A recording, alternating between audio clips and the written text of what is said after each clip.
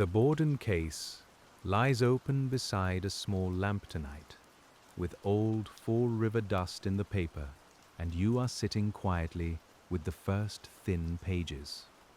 Let the room slow around you, because this file has waited a very long time. We begin on the 4th of August, 1892, on 2nd Street in Fall River, Massachusetts, where the air would have felt warm, close, and ordinary at first, as summer mornings often do. You can imagine the house before you imagine the case. It was a narrow, busy-looking place, set close to the street, with shutters, steps, and rooms arranged in a way that could make even familiar movement feel watched and measured. The Borden house was not a grand mansion, though the family had money. It had locked doors, shared passages, stairways that turned, and rooms where sound could travel oddly through wood and plaster. If you were one of the first people called there, you would not have arrived with modern gloves, plastic markers, bright portable lights, or a careful perimeter line.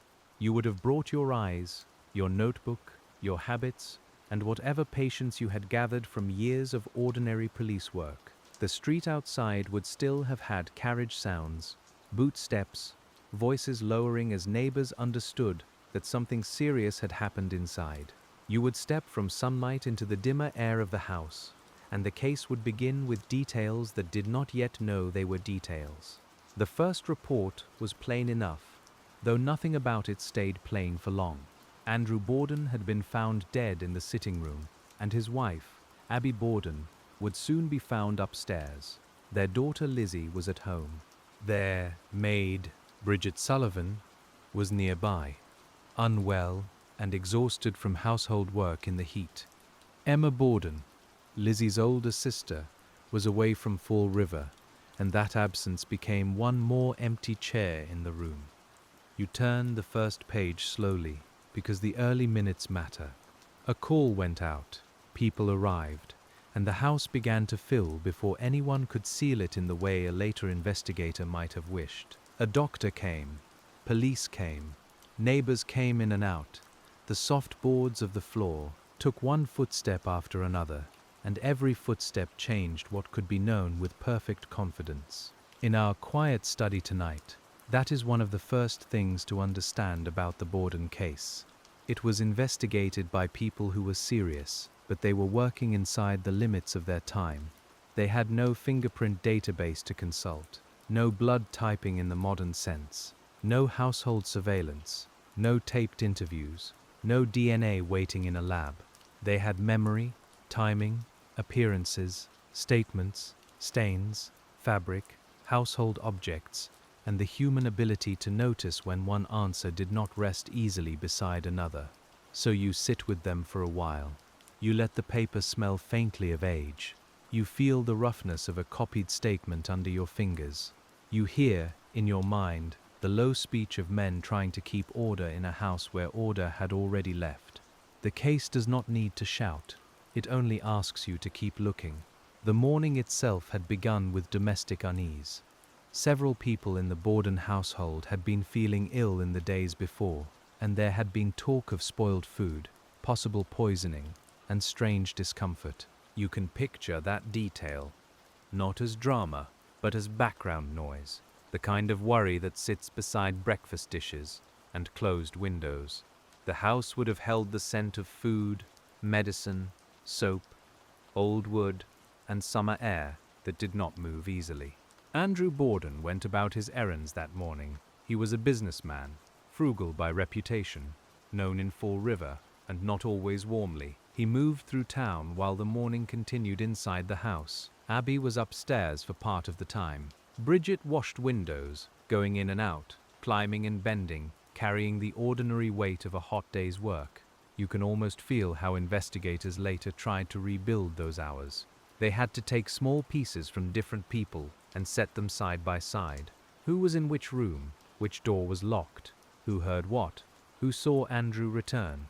Who knew Abby had gone upstairs? Each detail had the dry feel of a matchstick, light by itself, but able to form a shape when placed carefully with the others. This is patient work, and it was patient even then. You do not solve a house by staring at one room. You move through it slowly, asking how a person could pass from the side door to the sitting room, from the kitchen to the stairs, from the guest room back down again. You listen for the latch of a door. You notice whether a person had to pass another person to reach a certain place. You let the house become a map. The Borden house was not simple. That matters. It had no central hallway joining everything in the easy way a modern visitor might expect. Rooms opened into rooms. Doors were often locked, partly from habit, partly from family tension, partly from the older pattern of privacy inside a shared home. If you were investigating, the locks would trouble you, because locks can protect, confuse, isolate, or simply reflect an ordinary household routine that later looks more meaningful than it was. The investigators had to ask about those locks again and again. The front door had been difficult when Andrew returned home, and Bridget later spoke of helping with it. There were accounts of laughter, or something like it, at that moment, though even that detail becomes softer when you hold it under lamplight. Was it nervous laughter, ordinary household sound, or a memory sharpened by later fear? You and I cannot force it to become clearer than it is. That is the quiet discipline of this case. We do not press the old paper until it tears. We read what it says. We notice what it cannot say. We let uncertainty remain where uncertainty belongs, because every cold file has places where the ink thins out, and the honest investigator learns to live with those pale spaces. When Andrew came home, he eventually settled on the sitting room sofa.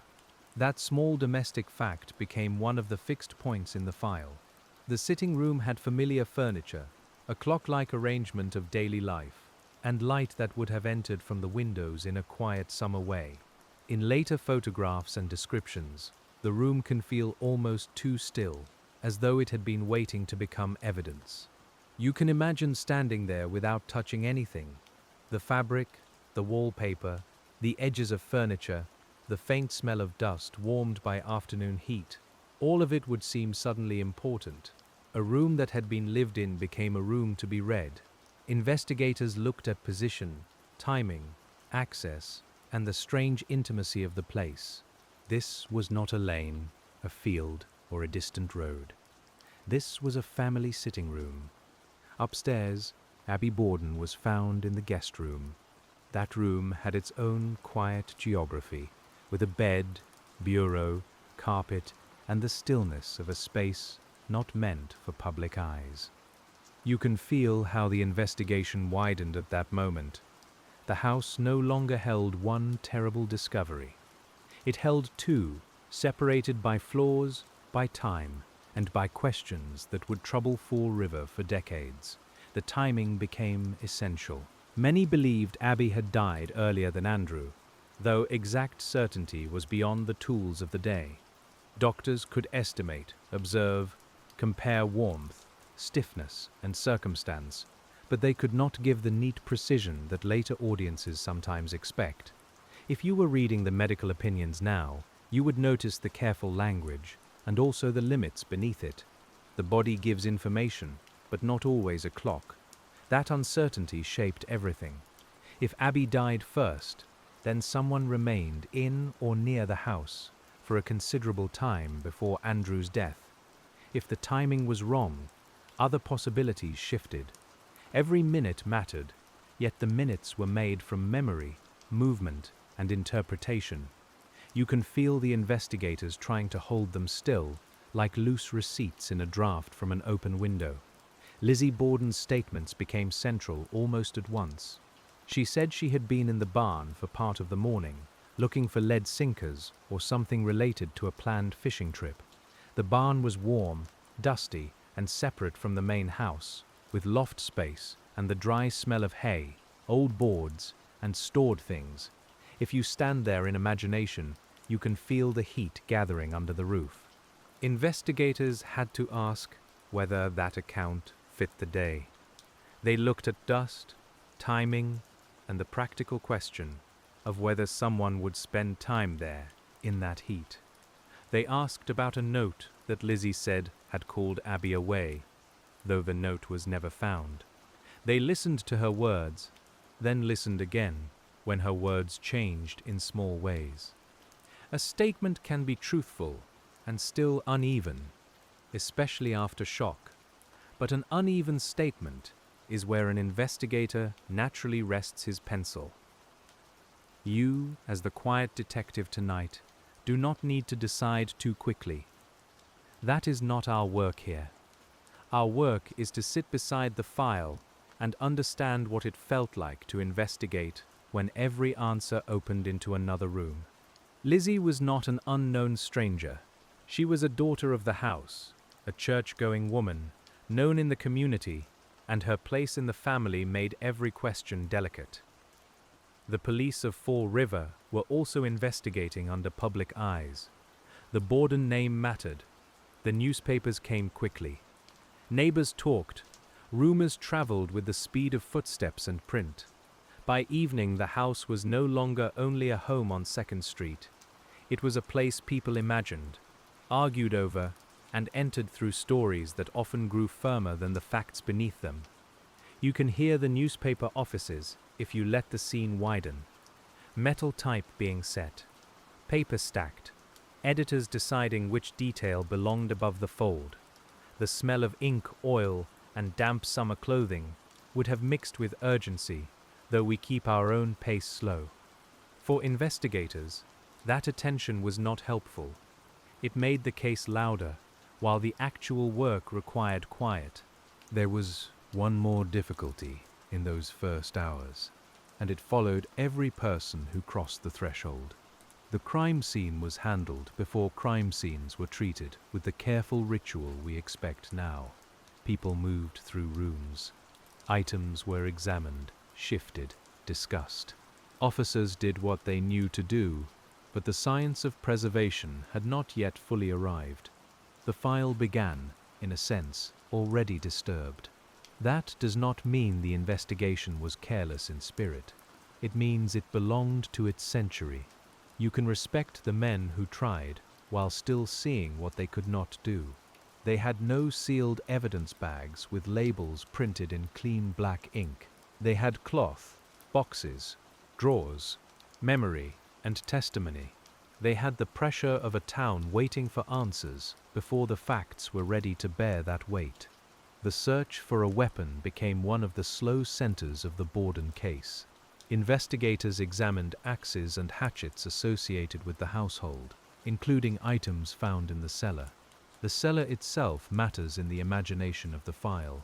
It was a cool, dim place beneath the house, with rough surfaces, stored tools, shadows, and the mineral smell of stone and earth. You descend with them carefully. The steps creak under your weight. The air changes at once, cooler against your face, and the sounds above become muffled. In that lower space, ordinary household tools could become objects of great importance. A handle, a blade, a broken edge, a layer of ash or dust, all of it might be looked at with the intensity usually reserved for handwriting in a will. One hatchet head drew particular attention.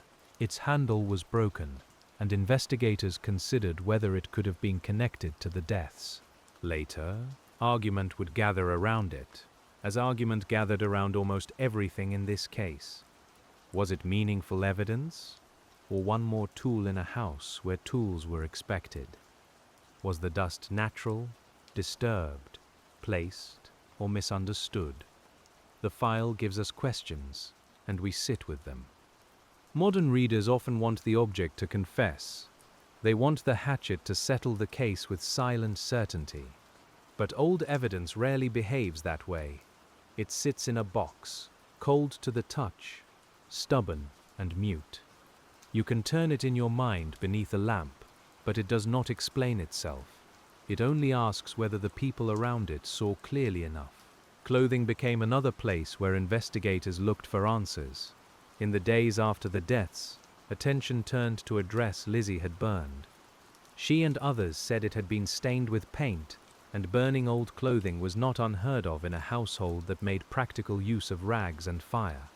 Still, the act troubled investigators because of its timing. You can understand why. Even a simple act becomes heavy when it falls across a serious inquiry. You picture the stove, the fabric, the close kitchen air. You hear a match strike, or maybe only the soft collapse of cloth into heat. No single image needs to become dramatic. It is enough to notice how investigators must have felt when they learned of it. Evidence, possible evidence, or nothing at all may have vanished into ordinary flame, and no later hand could restore it. This is where patience can become frustration. The police asked questions, and answers came back shaded by class, gender, family loyalty, and community expectation. A woman, like Lizzie Borden, was not questioned in quite the same mental frame as a poor stranger might have been. Some people found it hard to imagine her capable of such acts. Others found it easy, perhaps too easy, once suspicion had a name. You and I can hold both reactions at a distance. We do not need to admire certainty simply because it is confident. The investigators had to move through a world of assumptions, and those assumptions could help or hinder them. They had to ask what happened in that house, while everyone around them asked what kind of person could have done it. Those are related questions, but they are not the same. The inquest came soon, and it placed Lizzie under formal questioning. She had been given morphine under medical care after the deaths, and her answers were later described as inconsistent, confused, or evasive by some who studied them.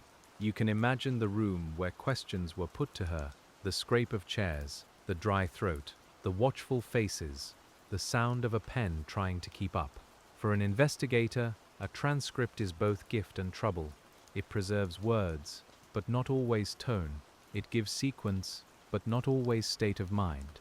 When you read Lizzie's inquest testimony, you feel the shape of uncertainty. She says one thing, then another. She cannot remember, or she remembers differently.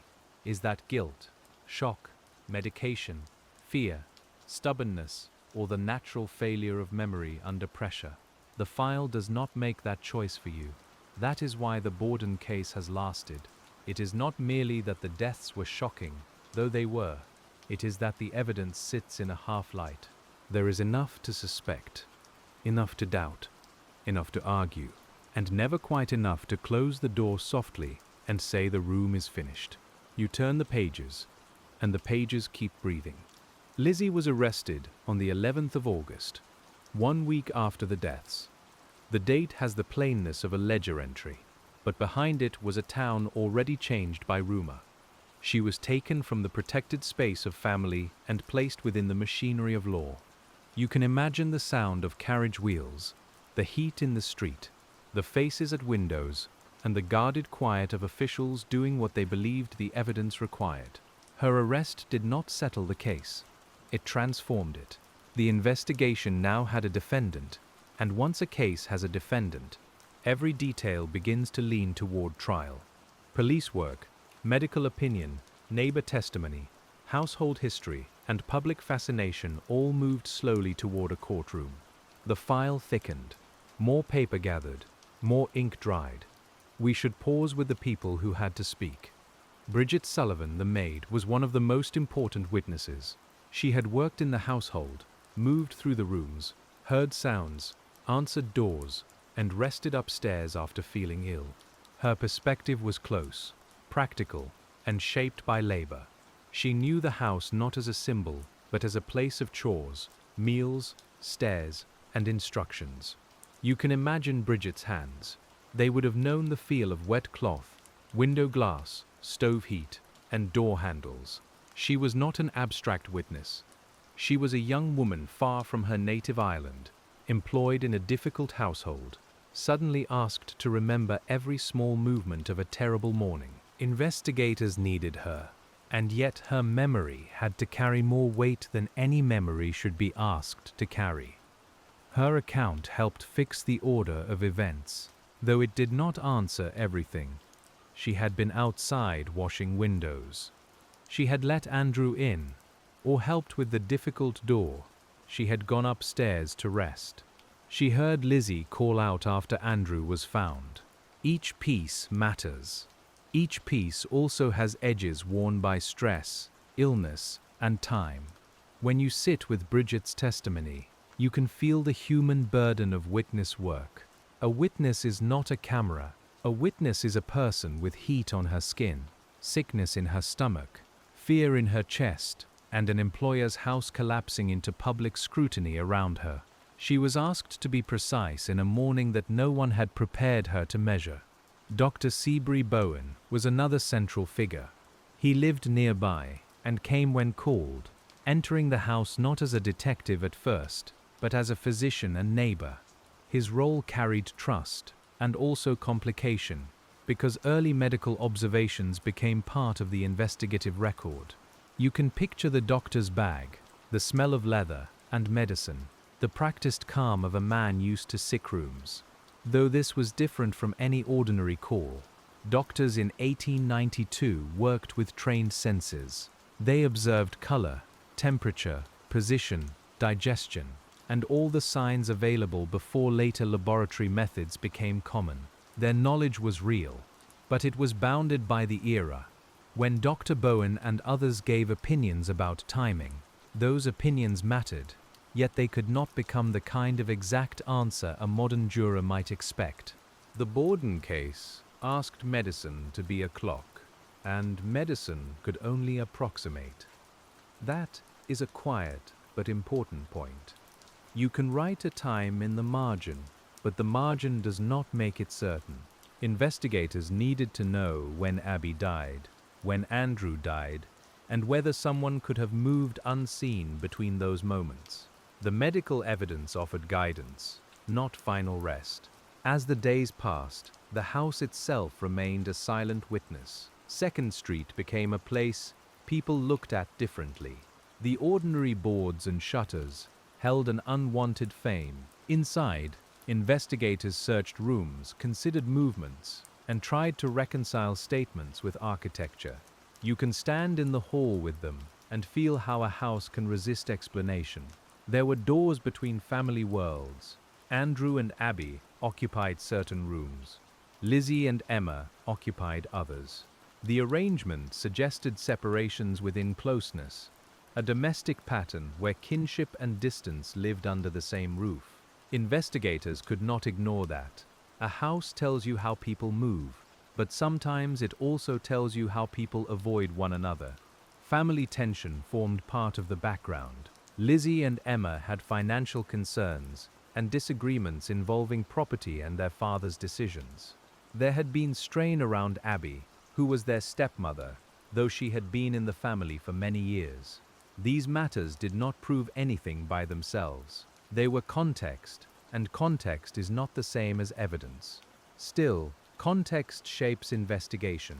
You ask why a person might lie. You ask why a person might be angry. You ask who benefited, who feared, who felt trapped, who had access, and who could move through a house without drawing notice. You ask these things gently tonight, because real families are not puzzles built for our satisfaction. They are private histories, and some of their rooms remain closed. The police also considered outsiders. There were reports of a strange man, a possible visitor, a person seen near the house, and various rumors that rose and faded. This is common in an old case. Once something terrible happens, memory begins searching the street for shapes it might have missed. A man walking past becomes important. A sound becomes meaningful. A passing errand becomes a possible clue. You, as the patient reader, must let those reports breathe without letting them rule the file. Some may have been sincere. Some may have been mistaken. Some may have been sharpened by newspaper attention. Investigators had to follow what they could, but the Borden house kept pulling them back. The strongest questions remained inside those locked and familiar rooms. That return to the house is one of the case's quiet rhythms.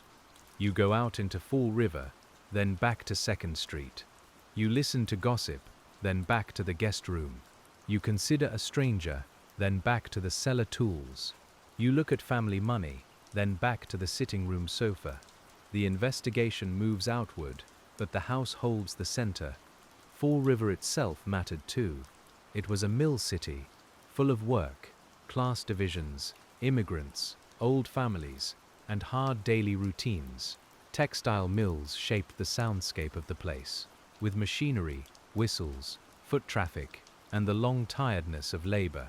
Against that background, the Bordens were known as wealthy but plain living. Their home did not display wealth in the way some expected wealth to behave. You can feel the social texture in the file. There are servants and doctors, businessmen and officers, newspaper men and neighbors, women expected to behave within narrow lines, and officials interpreting all of it through the customs of their time. Investigation is never only about objects. It is also about the world that teaches people what they think they see. When the case moved toward trial, the question became not only what police believed, but what could be proved. That difference is essential. Suspicion can live on timing, behavior, and unease. Proof must stand in public, survive challenge, and remain upright under cross-examination. You can imagine prosecutors sorting their papers, knowing that the case was famous, but fame would not carry the burden for them. The trial took place in New Bedford in June of 1893. By then, months had passed, and the case had become part of public imagination. The courtroom would have had its own sensory world: polished wood, warm clothing, paper fans perhaps, whispered conversation, and the dry rustle of legal documents. People came to look, to listen, to decide before the law had finished deciding. Lizzie Borden sat as the accused. Her lawyers worked to place doubt between her and the charges. The prosecution tried to gather the house, the timing, the dress, the statements, the tools, and the family context into one coherent account. You can see how difficult that was. Each piece had weight, but not every piece locked firmly into the next. Some evidence was excluded. Lizzie's inquest testimony was not allowed in the way prosecutors had hoped. That mattered. A case built partly on inconsistent statements becomes different when those statements cannot stand before the jury. Legal rules are not interruptions to investigation. They are part of the path evidence must travel, and sometimes evidence does not make the journey. You sit in the back of that courtroom in imagination, not as a spectator hungry for certainty, but as a quiet student of process. You watch how facts become arguments. You watch how a room full of people studies a woman's face, a doctor's opinion, a servant's memory, a tool from a cellar. You notice how the air changes when a question lands poorly or when an answer seems too careful. The defense emphasized doubt. They pointed to the absence of blood-stained clothing, the uncertainty around the weapon, the lack of direct eyewitness evidence, and the difficulty many jurors may have had imagining Lizzie as the person responsible. The prosecution had a story, but the defense had spaces. In a courtroom, spaces can be powerful. That is not a failure of patience. It is the structure of law. A jury is not asked to choose the most discussed possibility. It is asked whether the charge has been proved beyond reasonable doubt. In the Borden case, the old uncertainties did not vanish under oath. They entered the courtroom too, and they sat quietly beside every exhibit. The trial lasted long enough for the public to settle into its rhythms. Newspapers reported testimony. Readers followed developments from breakfast tables, shop counters, and boarding house rooms. The case became shared property in a way no family tragedy should have to become. Yet the official work continued in its measured fashion. Witness by witness, objection by objection, page by page. You can imagine the jurors carrying the house in their heads. They had to remember doors, stairs, times, voices, illness, errands, clothing, and tools. They had to think about what could happen in a house where people were near one another, yet not always visible to one another. They had to decide whether the evidence reached the high place the law required. After deliberation, Lizzie Borden was acquitted. The verdict did not solve the case. It ended the prosecution. That distinction stayed with the Borden case for more than a century. and it still matters when you open the file tonight. A courtroom can say, "Not guilty." It cannot always say what happened. But before we come to the long afterlife of the case, we stay a while longer with the investigators themselves, because what it was like to investigate the Borden case was partly the experience of watching certainty move away each time someone reached for it. You can feel that experience in the first interviews, where every answer seemed to bring a smaller question behind it. The investigators had to ask about breakfast, errands, door locks, illness, visitors, clothing, and the small geography of the house. They had to do this while the rooms still felt warm from ordinary life. Nothing in the Borden case arrived as a neat line, and so the work became a kind of slow sorting. If you sit with those early questions, you notice how much depended on memory. Someone remembered a sound. Someone remembered a door. Someone remembered seeing Andrew Borden downtown, moving through his morning as he often did. A witness might be certain for an hour, then less certain later, because memory softens when too many people ask it to harden. The detectives did not have recordings to replay. They had notes, sometimes careful and sometimes incomplete, written by hand in the pace of the moment. You can imagine a pencil moving over paper, the point growing dull, the page resting on a knee or a table edge. The air would have carried sweat, dust, and the faint acidity of ink. Each written line tried to hold a spoken moment still. We return, then, to the shape of the house, because the Borden case kept requiring everyone to walk through it again. A person could know the address and still not understand the rooms. The first floor held the sitting room, the dining room, the kitchen, and other spaces connected in practical ways. Upstairs, the family rooms and guest room lay within their own pattern of doors and separations. You can place yourself at the side entrance, where household life often passed in and out. You hear the latch, the weight of the door, the slight change of sound as you step from the outside air into a kitchen space. From there, movement becomes evidence. Who could see whom? Who could hear a step? Who could pass quietly? Who would be noticed without being challenged? For investigators, this was not theoretical. They had to test the house against the statements.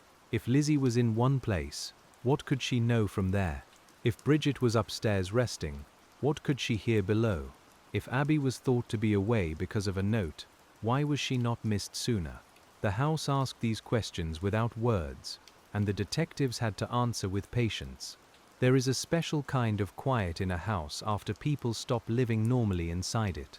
The chairs remain chairs, but they are no longer only furniture. A clock ticks, but the ticking seems to measure something different. You, reading the file tonight, can almost feel how the investigators must have looked at wallpaper, rugs, stairs, and doors with a new caution. The familiar had become difficult. The Borden case also asked investigators to understand family silence. Not every household disagreement leaves a clear record. Some tensions live in tone, in withheld affection, in property transfers discussed at supper, in the way a person says mother or stepmother after years have passed. Detectives could hear hints of strain, but hints do not become proof simply because they feel meaningful. Lizzie and Emma had lived with Andrew and Abby under a structure that was both family and division.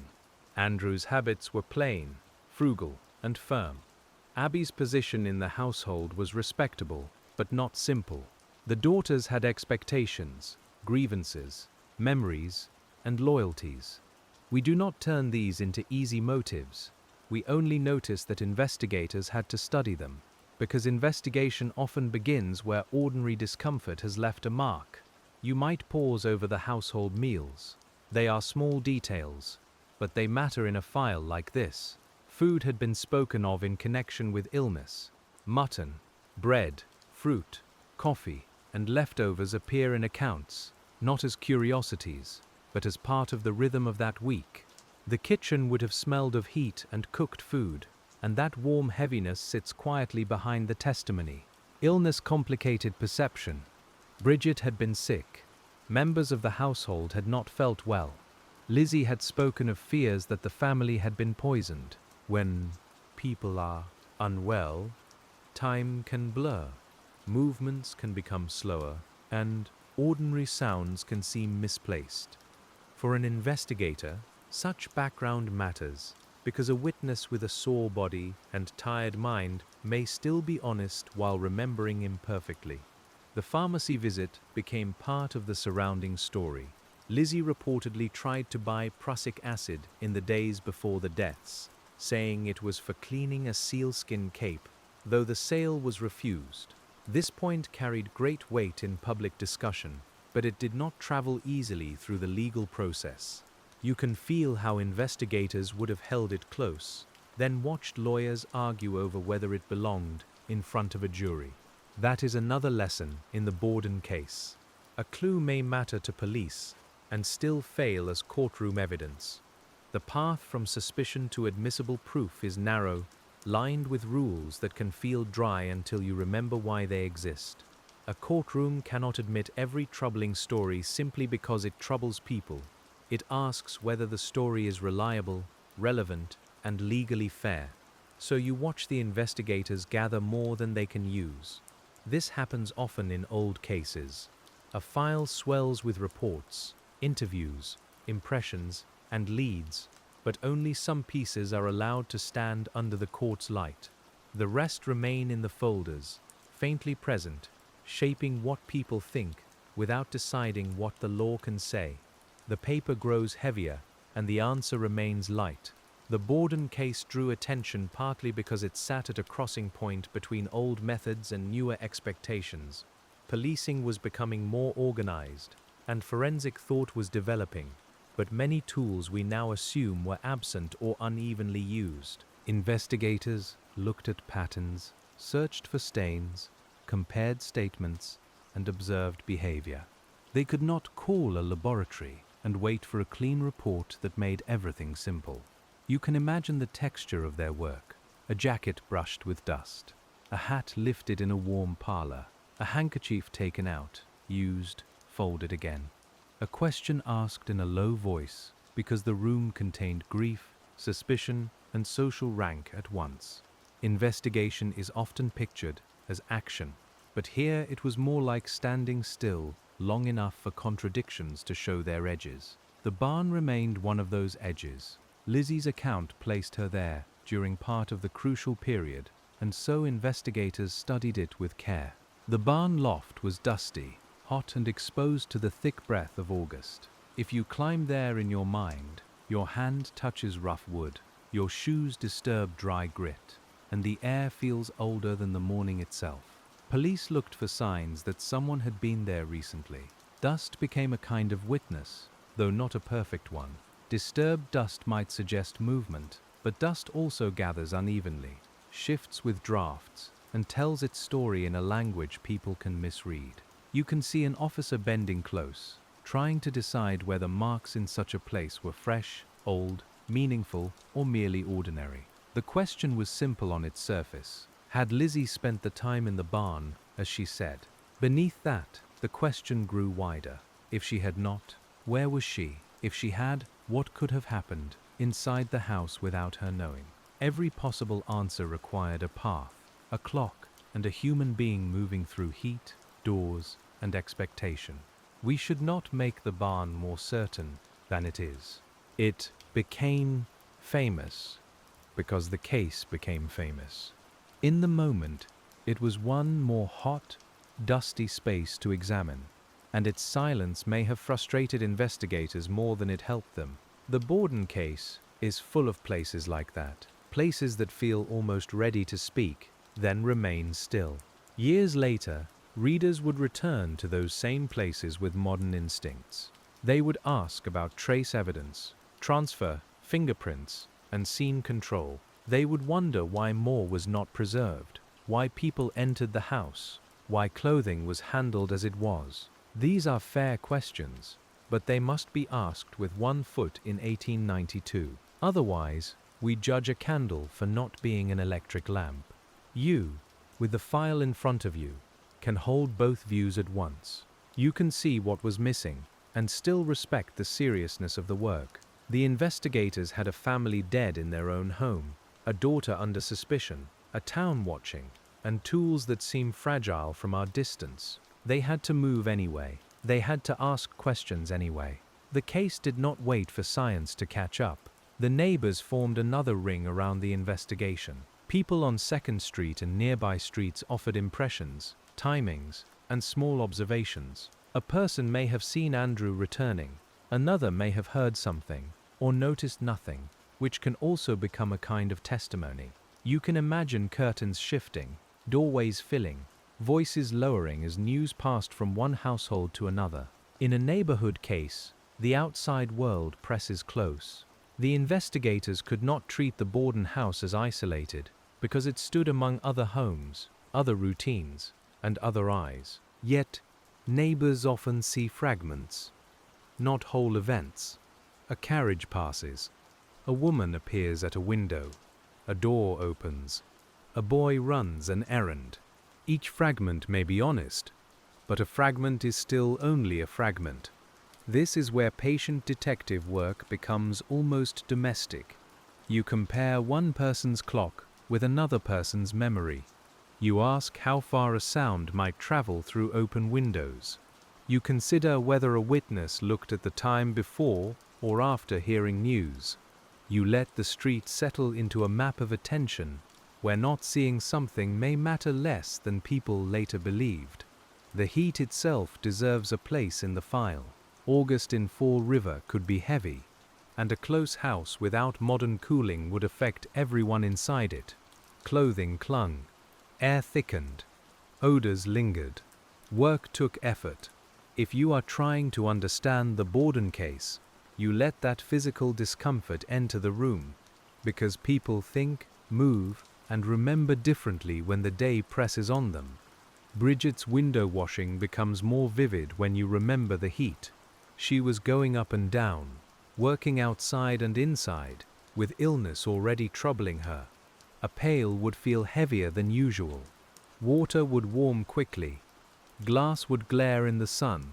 Her body was part of the timeline, not just her words, and investigators had to rely on a witness who had been worn down by the morning itself. Lizzie, too, was described through behavior that people interpreted in different ways. Some found her calmness suspicious. Others thought shock could look like calmness. In old cases, demeanor often becomes a contested language. A person cries too little or too much. A person speaks plainly or seems detached. You learn, as you read, to be cautious with such judgments. A detective may notice behavior, but behavior is not a locked drawer with one key. Grief, fear, medication, temperament, class training, and self-protection can all produce stillness. The Borden case shows how dangerous and necessary these observations can be. Investigators could not ignore Lizzie's manner, but they could not safely build a case from manner alone. When you turn the page to the search of clothing and rooms, the file feels more tactile. Drawers open, fabric is lifted, closets give off the smell of linen, camphor, and old wood. A dress is examined, another is remembered. Questions gather around stains, colors, and whether a person could have changed clothes without notice. These are intimate searches, and their intimacy would not have been lost on anyone present. For a woman in Lizzie's position, clothing was part of public identity. Dresses were noticed, described, compared, and judged. A household might have many practical garments, some worn for work, some for visits, some kept until they were no longer useful. Investigators had to ask blunt questions about private garments, and each question crossed a social line while trying to reach a factual one. The burned dress remained one of the most discussed facts. According to testimony, Lizzie burned it in the kitchen stove after the deaths, with her sister Emma and friend Alice Russell connected to accounts of that moment. Alice's memory of the dress burning mattered because she was close enough to the family to be believed by many, yet uneasy enough to speak. You can imagine the quiet strain in that position. Alice Russell is one of those figures who can vanish behind the larger names, but we should keep her in view. She had been a friend, a visitor, and a witness to household behavior after the deaths. To speak about a friend in a criminal case is not simple. You hear the chair legs on the floor, the careful answer, the ache of loyalty pressed against conscience. Patient investigation often depends on people like that. Her testimony helped prosecutors present the burned dress as suspicious. The defense offered a more ordinary explanation: paint stains, household practicality, and the disposal of old clothing were all possible. The difficulty lies in the timing, and timing is the old pulse beneath this case. A thing done on a different day might mean little. Done then, it became part of the file forever. You can sit with that without forcing it. The stove does not solve the case. The dress does not return. The testimony remains, and it has to be weighed beside everything else. In the Borden case, no single object carries the whole burden. The case is a table with many legs, and some of them wobble when touched. The cellar search offers another slow movement in the investigation. Officers found several edged tools there. As one might in many households of the era, the cellar would have been a practical place, not a theatrical one. Barrels, shelves, fuel, storage, and tools belonged there. The air cooled the skin, and the light would have been uneven, making every object seem both ordinary and slightly withdrawn. Investigators focused on a hatchet head with a broken handle. Some believed it had been deliberately altered, perhaps to remove signs of use. Others questioned that interpretation. The wooden handle, or absence of a full one, became meaningful because investigators wanted a weapon that matched their theory. Yet an old cellar can hold broken things for years. Not every broken thing has broken recently. This is the patient discomfort of physical evidence. It invites stories. A broken handle suggests concealment to one mind and neglect to another. Ash or dust suggests handling or storage or an attempt at cleaning, depending on what else one believes. You learn to watch your own mind while reading the file, because the Borden case can make a reader arrange details around a conclusion too soon. Police work should move the other way, at least in its best form. It should gather, test, compare, and revise. But investigators are human, and once suspicion gathers around a person, the file can begin to lean. That does not mean bad faith. It means the work requires humility, because every detail is heard through the theory already forming in the room. The Borden investigators had to navigate that danger with limited support. They did not have crime scene specialists arriving with cases of instruments. They did not have digital photographs, portable lamps, or later standards of chain of custody. Photographs were taken, and those images became part of the historical record, but photography itself was slower, more deliberate, and less comprehensive than what we expect now. You can imagine a camera being set up in the house, the heavy equipment, the pause required, the room made still for a different kind of memory. A photograph gives us something precious, but also something flat. It does not give heat, smell, whispered voices, or the sense of how a person moved around furniture. It preserves sight while leaving out the atmosphere investigators actually breathed. Still, those images matter. They allowed later viewers to study rooms that time would otherwise rearrange. They fixed certain positions and details, though not every question. When you look at an old crime scene photograph in your mind, you are looking at both evidence and artifact. The paper itself becomes historical, with its gray tones, stiff faces, and the strange distance of a vanished room. There was also the question of blood evidence, though we speak of it carefully and without lingering. Investigators looked for visible signs on clothing, tools, and spaces, because they understood that such signs could connect a person to the deaths. What they lacked were modern methods for detecting, preserving, typing, and interpreting faint traces. The absence of visible stains became important, perhaps more important than it safely should have been. If Lizzie had been responsible, where were the marks on her clothing? If someone else had been responsible, how did that person leave unseen? These questions troubled the case from the beginning. They are practical questions, grounded in clothing, time, washwater, fabric, and movement through rooms. You can feel investigators returning to them again and again, like a hand finding the same crease in an old page. The prosecution had to suggest explanations. The defense had only to show that the explanations were uncertain. A missing stain is not the same as proof of innocence, but it can create doubt. An absent weapon is not the same as proof that no weapon existed, but it can create doubt.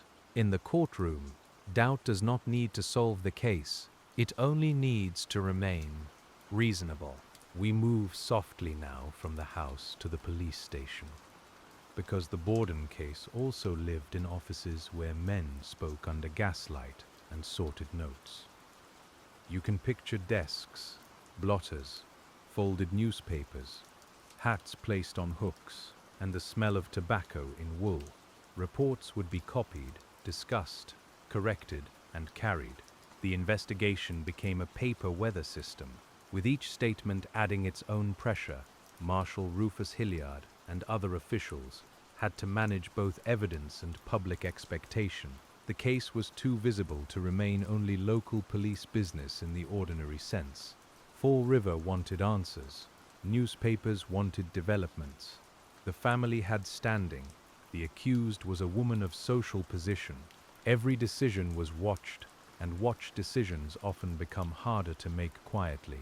The Borden case reminds us that investigations are not conducted in empty rooms. They happen inside communities with reputations, prejudices, loyalties, and fears. A suspect may be protected by status or harmed by rumor. A witness may be believed because of class or doubted because of accent. A detective may follow a lead sincerely while still being shaped by the assumptions of his world. You can hold that complexity gently. It does not erase responsibility. It gives the file depth. Fall River in 1892 was not our world, though we can recognize parts of ourselves in it. People still wanted safety, answers, order, and some way to make a terrible event fit inside language. That human need has not changed much. As investigators gathered statements, they had to listen for small contradictions. Did Lizzie say Abby had gone out? Did she know Abby was upstairs? Did she mention the barn before or after other details? What did she say about hearing a groan, a scraping sound, or nothing at all? Each variation mattered because the timeline was narrow and the house was close. Yet contradictions are delicate tools. A person may contradict herself because she is lying.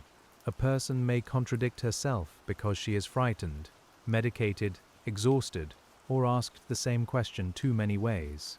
You, sitting with the file tonight, can feel the discipline required. You mark the inconsistency, but you do not let it become larger than the evidence allows. The investigators likely knew that a confession was unlikely. There was no simple admission waiting at the end of the hallway. The case would have to be built from circumstances. Circumstantial evidence can be strong, but it must be arranged with care. It is like making a rope from many fibers. If too many fibers are weak, the rope may look solid until weight is placed on it. The public, however, often wants a rope immediately. Newspapers and neighbors can braid rumor faster than investigators can test fact. Reports spread about family quarrels, strange visitors, poison, inheritance, and behavior after the deaths. Some stories had roots, others grew in the telling. The louder the case became, the more important quiet methods should have been, though quiet methods were difficult to protect. You can imagine a detective ending a long day with more notes than certainty. His collar is limp from heat. His boots carry dust from 2nd Street. His mind returns to the same fixed points. Andrew on the sofa, Abby upstairs, Bridget resting, Lizzie in the house, the barn, the doors, the dress, the cellar. Sleep would not have cleared those points away. Morning would bring them back. That is what it was like to investigate the Borden case in its earliest form. It was not a single chase. It was repetition. Ask again, walk again, compare again, read again, The case resisted speed, even as the public demanded it.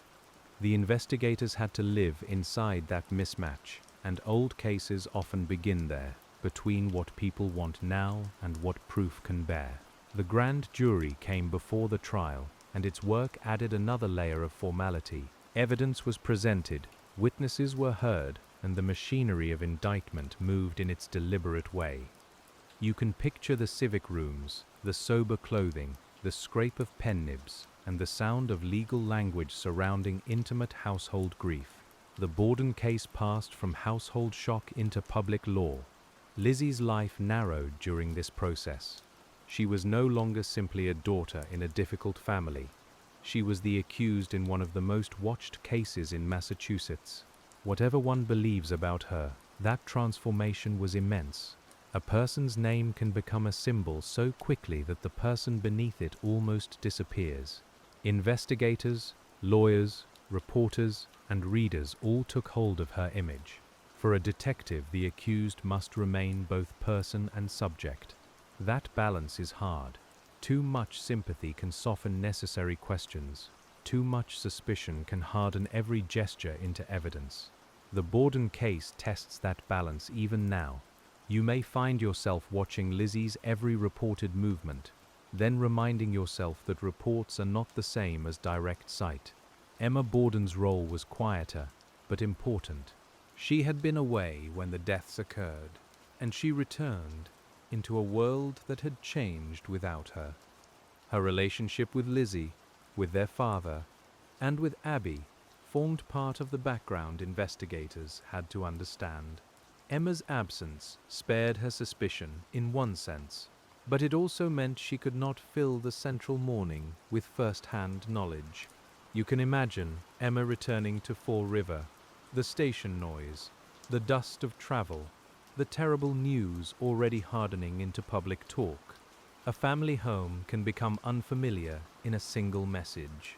For investigators, her memories of household relations mattered, but memories of atmosphere are hard to turn into evidence. They inform. They do not always prove. The sisters' later inheritance and their move to a different house have often drawn attention, especially because Lizzie and Emma eventually lived at Maplecroft in a more comfortable neighborhood. But during the investigation itself, those later images did not yet exist. The detectives were working with immediate facts, recent tensions, and the stark question of who could have done this within the house on 2nd Street. We should keep returning to that discipline. Later life can color earlier suspicion. A person's choices after an acquittal may seem meaningful, but they are not always evidence of what happened before. The Borden case has been retold so many times that later details sometimes drift backward like smoke. You and I keep the windows open, gently, so the air can clear. During the trial, the prosecution had to make the house intelligible to jurors who had not lived inside it. Plans, descriptions, and witness testimony helped recreate movement. You can imagine lawyers pointing, witnesses explaining, jurors trying to hold the rooms in mind. A house becomes difficult when translated into words. Doorways flatten. Distances become estimates. Sound becomes argument. The defense could use that difficulty.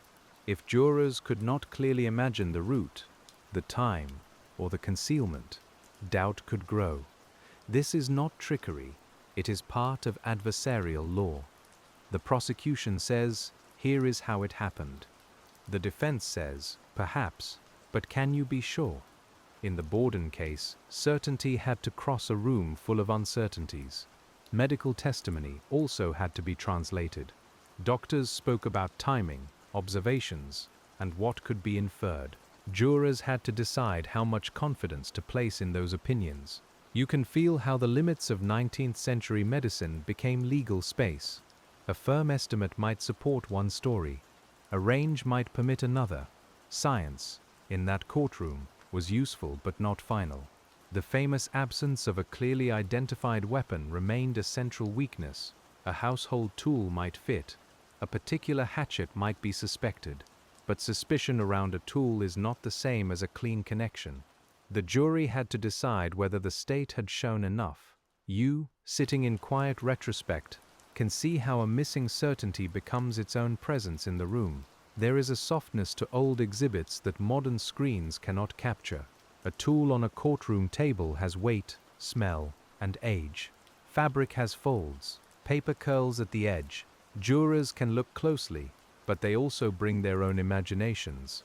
Evidence does not enter the courtroom alone. It enters with explanation, objection, memory, and the mood of the room. Reporters described Lizzie's appearance and behavior during proceedings. They noted when she seemed faint, composed, moved, or still. Such descriptions fed the public appetite, but they also remind us how closely women's bodies and faces were scrutinized. A man's calm might be called strength. A woman's calm might be called unnatural. The Borden case lived inside those double meanings. You learn to read those accounts with care. A reporter's observation may be vivid, but it is not neutral simply because it was printed. The newspaper page has its own weather. It can magnify, soften, sharpen, or simplify. For investigators, press coverage could influence witnesses, shape expectations, and create an echo around the official record. The case existed both in law and in ink. The trial's end came quickly in one sense, after all the months of preparation. The jury deliberated for a relatively short time before acquitting Lizzie. That speed has been interpreted in many ways. Some see it as a sign that the state's case was weak. Others see the effect of gender, class, and reasonable doubt working together. The verdict, whatever its causes, left the central mystery in place. But we are not ending there, because your prompt is not only what happened, it is what it was like to investigate the Borden case. And after the acquittal, investigation changed form. Official prosecution ended, but inquiry did not. The case passed into memory, argument, private study, newspaper retrospectives, local history, and later cold case thinking. This afterlife matters. Some cases close in court, but remain open in the human mind. The Borden case became one of those. Detectives could not retry Lizzie. The law had spoken, yet people continued to ask whether the investigation had missed something, mishandled something, or understood too much through the assumptions of the day. The file kept being reopened by readers, historians, and patient skeptics. You can imagine the evidence sitting afterward. Papers tied, stored, moved, copied, quoted, photographs preserved, transcripts printed and reprinted, a house still standing, becoming a place people visit, not simply from curiosity, but from the strange pool of unsolved domestic history. The physical case aged into an archive, and archives have their own quiet weather. The smell of an archive is different from the smell of a scene. It is paper, cloth, binding glue, dust, and the cold air of storage. You open a box, and the past does not rush out. It waits. You lift one folder, then another, and the Borden case becomes less a shout from 1892 than a set of voices lowered by time. That is where patient detective work becomes almost meditative. Cold case thinking asks old evidence new questions. What would we test now if we could? What was lost before anyone knew how to save it? Which witness statement seems strongest after the noise fades? Which detail was inflated by publicity? Which possibility was ignored because it did not fit the story people were already telling? You tonight become part of that later, quieter investigation. The difficulty is that time gives and takes. It gives distance, calmer methods, and freedom from some immediate pressures. It takes living witnesses, fresh physical evidence, and the chance to walk through an unchanged house on the original day. By the time a cold case matures, it has often become both clearer and more unreachable. The Borden case is very much like that. People have proposed many theories. Some focused on Lizzie, some considered Bridget, some imagined an outsider, some looked toward family acquaintances or hidden conflicts. The responsible approach is not to chase every theory into a louder room. It is to ask what the evidence can support what it merely permits, and what it cannot bear at all. The quiet file teaches restraint. Restraint is not the same as indifference. In fact, restraint may be one form of respect. Andrew and Abby Borden were real people, not figures built only to sustain a mystery. Lizzie, Emma, Bridget, Alice, Dr. Bowen, and the officers were real people too. Each lived inside the case differently. When we speak softly, we leave room for their humanity. You may notice that the Borden case has a peculiar intimacy. It is not a mystery of wilderness, distance, or disguise. It is a mystery of rooms, a family home, a morning routine, a maid's work, a daughter's statement, a father's return, a stepmother upstairs. Such closeness can make the case feel almost understandable, and then, with the next page, not understandable at all. That feeling is part of why investigators struggled. When a case happens in a confined domestic space, everyone expects the answer to be nearby. The walls seem to promise it. The locked doors seem to narrow it. The timeline seems to insist that only a few possibilities remain. Yet closeness can also conceal. People overlook what is too familiar. They misread what they think they know. If you were assigned to such a case, you would need to resist the comfort of a quick answer. You would walk the rooms at different speeds. You would ask, who had keys? Who used which stair? Who cleaned which area? Who knew the habits of the house? You would ask, which doors were locked from habit and which from fear?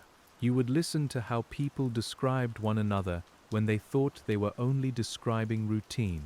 The investigators did some of this, though not in the modern language we might use now. They explored access, opportunity, motive, and conduct. They searched for tools and clothing. They questioned witnesses and considered statements. Their work was imperfect, as all work is imperfect, especially under heat and attention. But it was not empty. The Borden case was investigated with the means available, and those means left a record for us to read. One of the gentlest ways to understand an old investigation is to notice its silence. What questions were not asked? What measurements were not taken? What photographs were not made? What objects were not preserved because no one yet understood their future value? Silence in a case file is not always concealment. Sometimes it is simply the boundary of an era. You might rest your hand on the margin where a modern report would have more. A diagram, a lab result, a chain of custody form, a typed interview, a recording number. None of that is there. Instead, there are witness names, court questions, newspaper accounts, and the soft uncertainty of handwritten practice. The absence becomes part of the investigation, not as accusation, but as atmosphere. The Borden case also shows how quickly public memory simplifies. A rhyme, repeated for generations, turned a complex legal and investigative history into a cruel little chant. We do not need to repeat it. It belongs to a harsher tradition than the one we are keeping tonight. The real case is slower, more human, and less certain than any rhyme allows. When investigators worked, they were not dealing with folklore.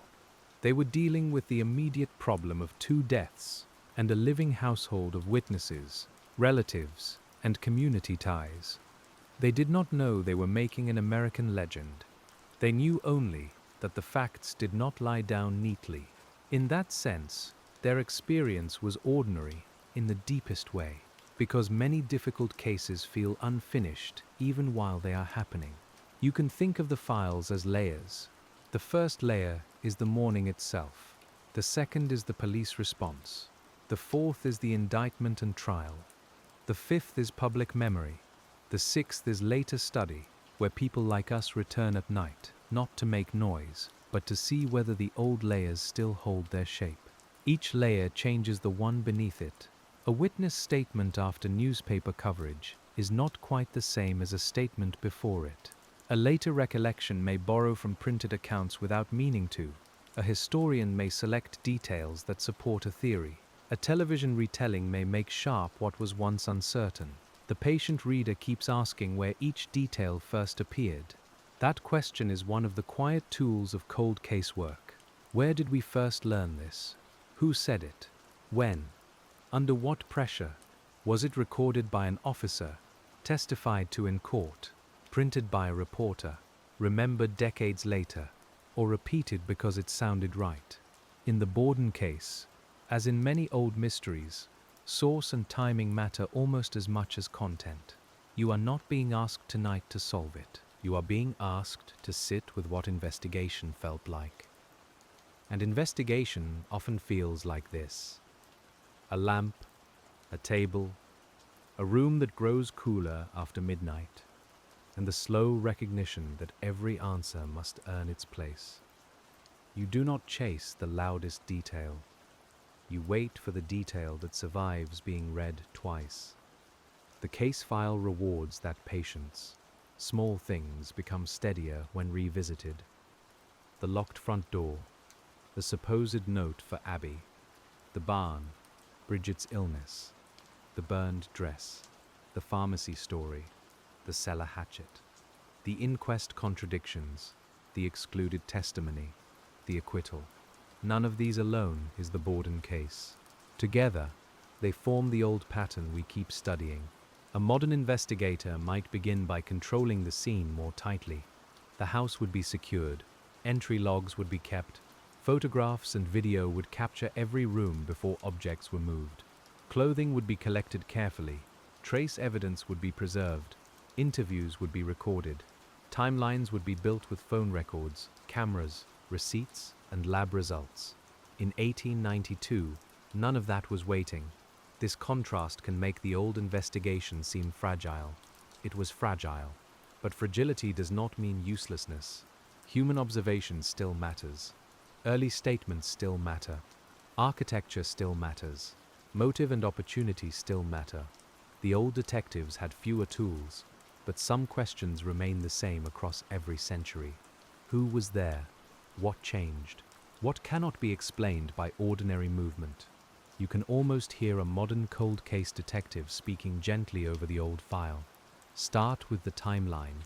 Separate known fact from inference. Mark every witness by first statement, later testimony, and possible influence. Map the house. Do not assume the most famous theory is the best one. Do not dismiss social context. Do not turn absence into proof unless you understand why the absence matters. That would be careful work. It would also be humbling, because many of the things a modern detective would want are gone. The clothing is gone or compromised. The scene has changed. The witnesses are long dead. Biological evidence, if any survived in some form, would face questions of preservation and contamination. The past does not simply open because the present asks politely. Still, cold cases are sometimes solved by patience. We know this from other investigations, where an old envelope, a preserved slide, a forgotten box, or a family genealogy line changed what once seemed fixed. The Borden case has not yielded that kind of final turn. But the method remains instructive. You keep the file in order. You protect what remains. You distinguish evidence from legend. You let time clarify what it can. In the Borden investigation, one of the most difficult tasks was separating Lizzie, the person, from Lizzie, the idea. During the trial and afterward, she became a vessel for many anxieties about daughters, inheritance, domestic anger, female respectability, and hidden violence within polite houses.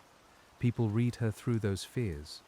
Investigators may have felt some of them too, because no one steps entirely outside his age. When you read her statements now, you try to hear a human voice beneath the accumulated story. Not innocent by assumption, not guilty by folklore. A woman answering questions after a terrible morning, with medication, fear, and perhaps calculation all considered but not predetermined.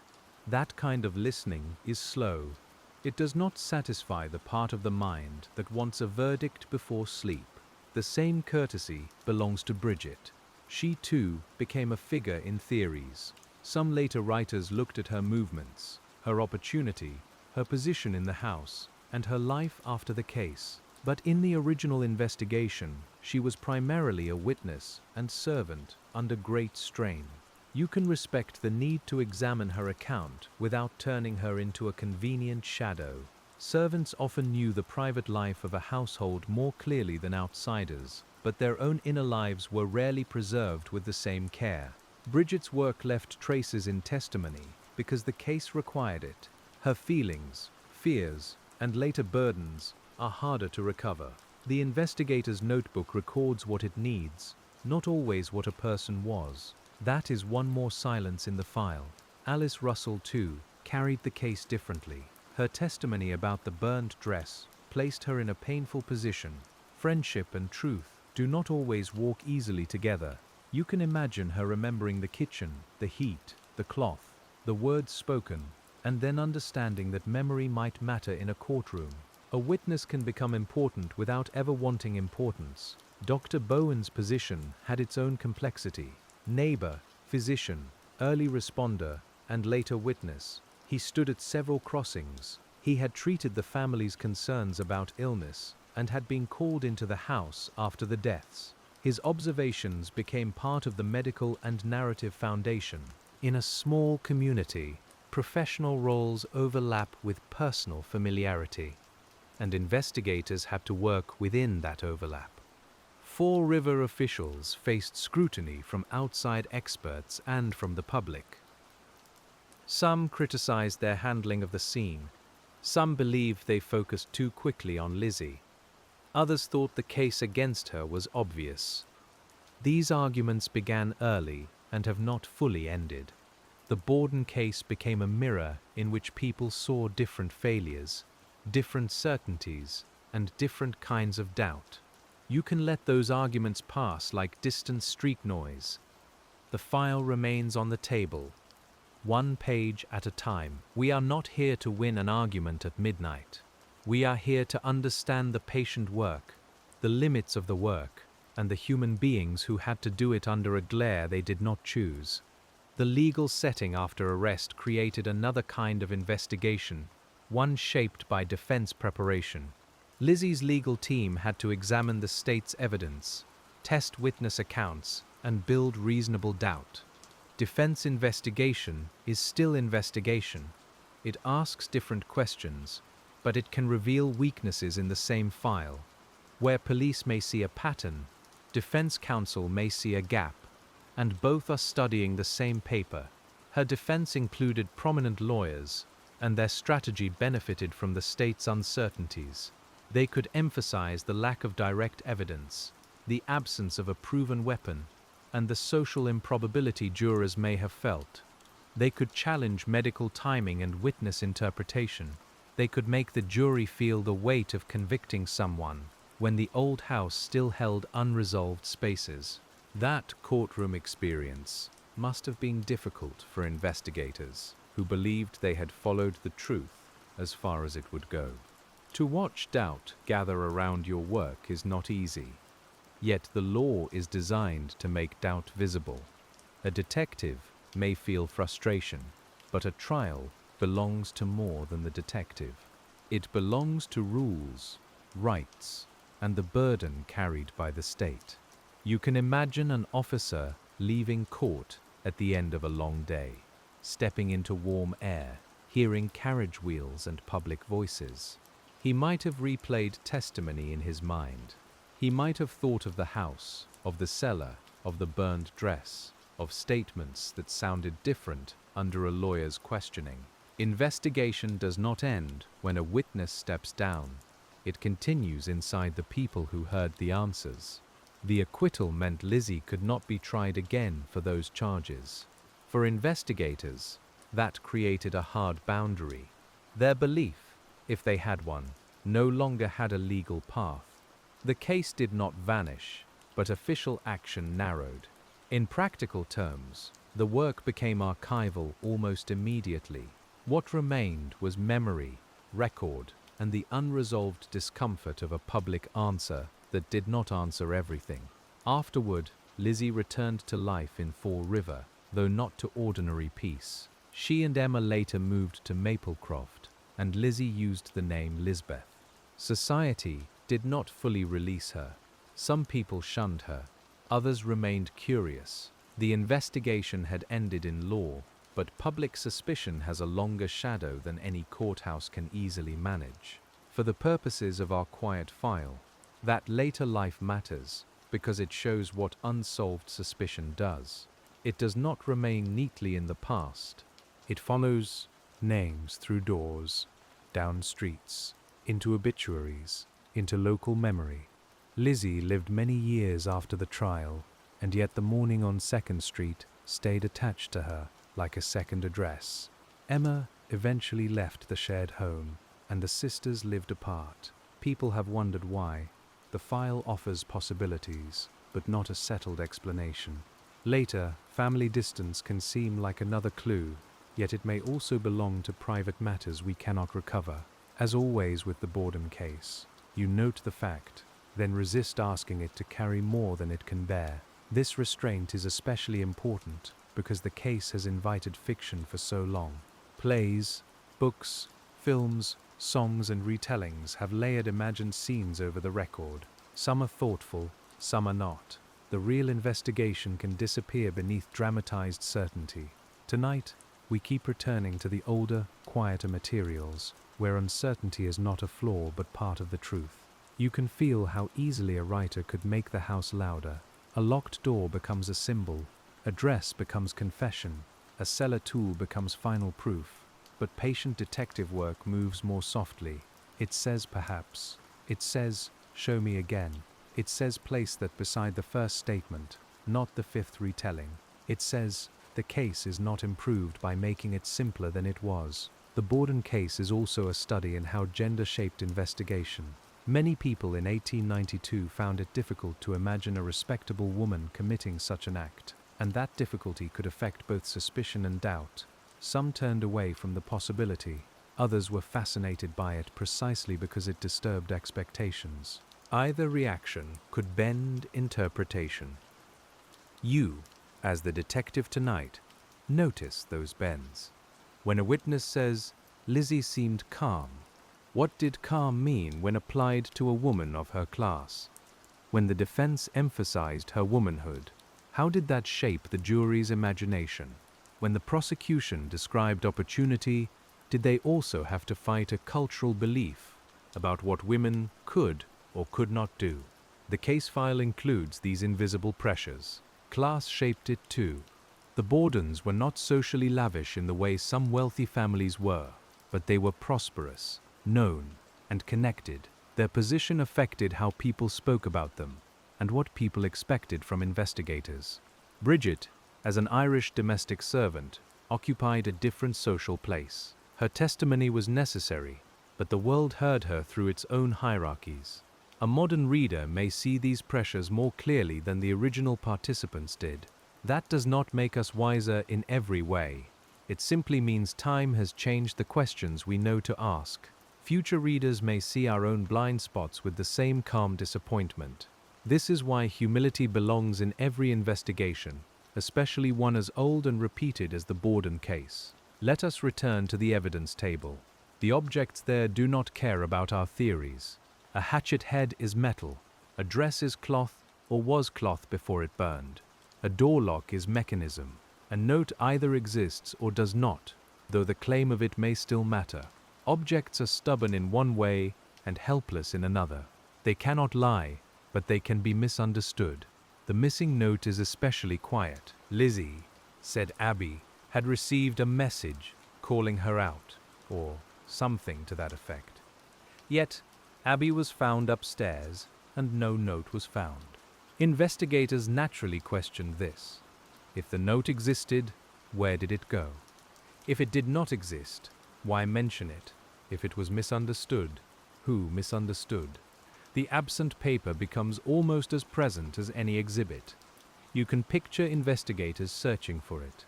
A table checked, a pocket considered, waist looked through. A message that should be light as folded paper becomes heavy because it cannot be found.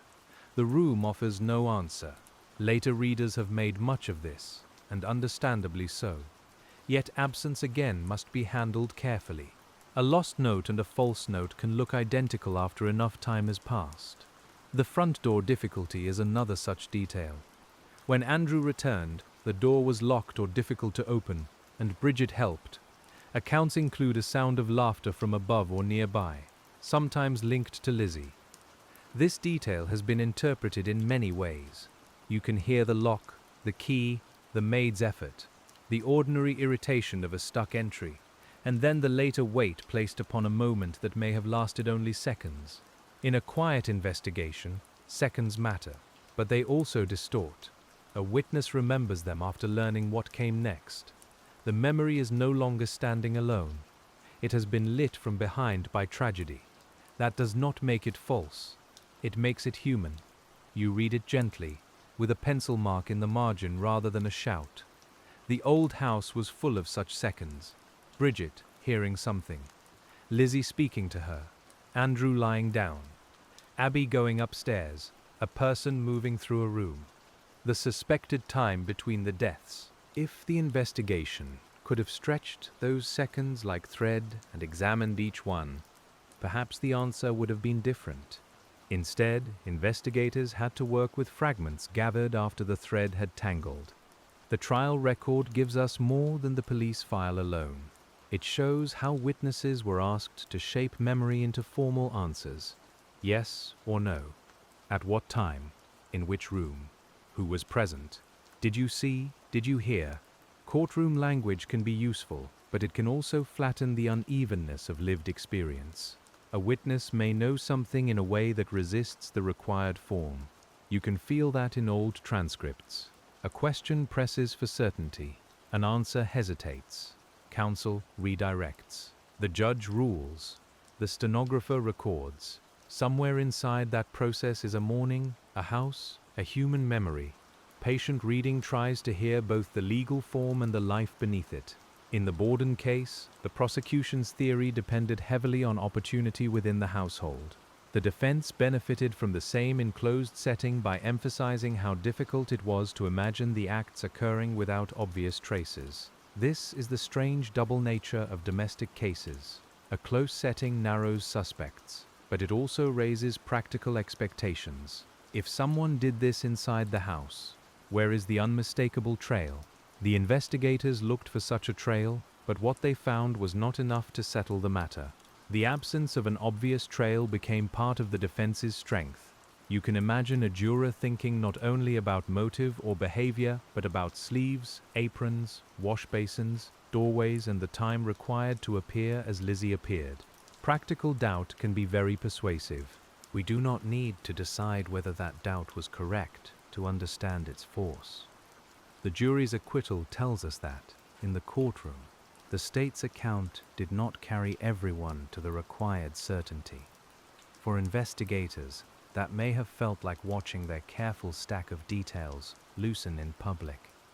For the law, it was the system doing what it was designed to do when certainty remained insufficient. After the trial, some officials and citizens likely continued to believe Lizzie was responsible. Others believed she had been wrongly accused. Many remained unsure. This division became the case's long inheritance. The Borden case did not enter history as a solved matter. It entered as a question with a verdict beside it, and the two have never fully matched in public imagination. There is a quiet ache in that mismatch. Families want one kind of answer. Courts provide another. History provides another still. An investigation tries to serve all of them, but it cannot always do so. When proof fails, people may keep substituting belief, and belief can live for generations without becoming knowledge. You can feel the old detectives aging with the case behind them. Perhaps some stop thinking about it often. Perhaps others return to it in private, seeing the rooms again without wanting to. A difficult investigation can remain in a person's mind, not because it is famous, but because it refused completion. The unfinished file has a way of taking up quiet space. The Borden case has taken up that space for more than a century. It has been examined by lawyers, historians, forensic enthusiasts, local guides, writers, and ordinary readers who find themselves drawn to the unresolved. Each generation brings new questions and new biases. Some believe the original police were too clumsy. Some believe they were close to the truth. Some think the answer lies in what was never properly collected. As you sit with the file tonight, you can take a gentler position. You can say the investigation was human. It was limited, earnest in places, pressured in places, flawed in places, and forever shaped by its time. That may be the most honest description. It does not solve the case, but it helps us understand the hands that first tried to hold it. The house at 2nd Street remains central because it preserves the scale of the mystery. When you imagine it room by room, the case becomes less abstract. You feel the narrowness of movement. You understand that privacy and proximity were both present. You sense how a person could be near and still unseen. How a house could hold sound in one room and hide it in another. A cold case detective walking through today would likely pause at thresholds.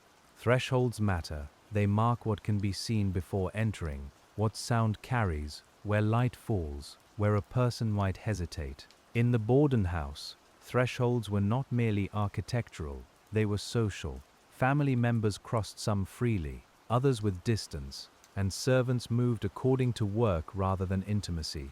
You can stand at one of those thresholds in imagination and let the investigation slow. What would Andrew have expected when he came home? What would Abby have been doing upstairs? What would Bridget assume as she moved through chores?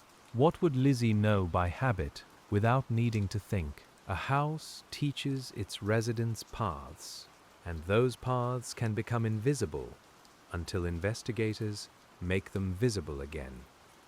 This kind of reconstruction is patient because it resists spectacle. It involves walking, stopping, listening, and sometimes admitting that the room does not tell enough. You might place a chair where it stood, then realize that light, furniture, and human attention have all changed since 1892. Reconstruction can approach the past, but it cannot become the past. That boundary stays. The investigators of the time had the original house, but not our later methods. We have later methods, but not the original mourning. This exchange is one of the strange balances in old cases. Each era has something the other lacks.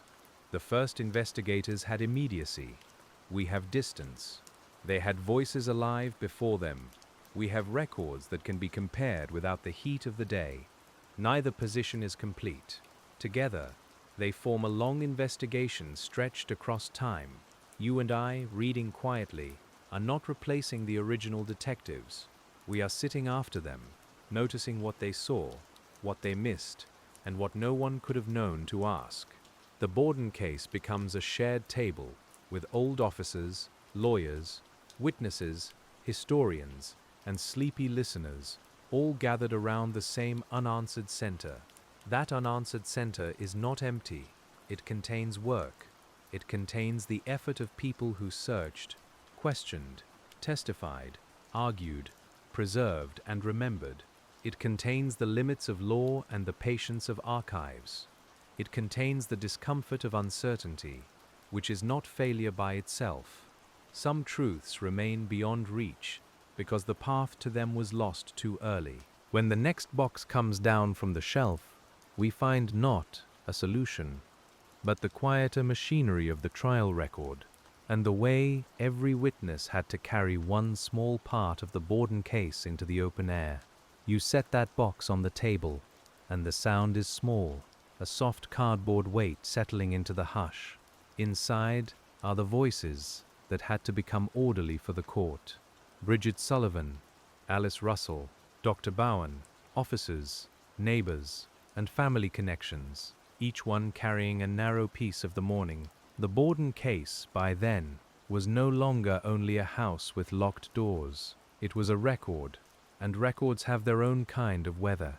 A trial transcript is a strange place to meet people. They arrive as names, then as answers, then as pauses that the page cannot fully show. You can read a question and feel how it corners a memory. You can read an answer and wonder what was left unsaid because the form would not allow it. The court needed clarity, but the morning on 2nd Street had not been clear. Bridget's testimony brings us back to work, heat, and exhaustion. She was not wandering through the house as an observer. She was there to serve, to clean, to answer, to carry out tasks in a household that expected order. When investigators listened to her, they were listening to someone whose knowledge came through labor. She knew doors because she used them. She knew rooms because she cleaned them. You can imagine her standing or sitting to testify, with every ordinary chore made important after the fact.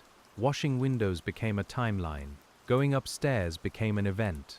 Feeling ill became context. Hearing Lizzie call became a fixed moment in the record. A life of practical motions was suddenly examined for legal meaning, and that can feel heavy even across all these years. The investigators had to treat Bridget's account as both essential and human. She could help place Andrew's return, Lizzie's words, her own movements, and the texture of the morning. Yet she could not provide a full answer. No witness could. The Borden case asked each person for more certainty than any one person carried, and so the work became comparison, not simple acceptance. You turn another page, and Alice Russell comes into view again.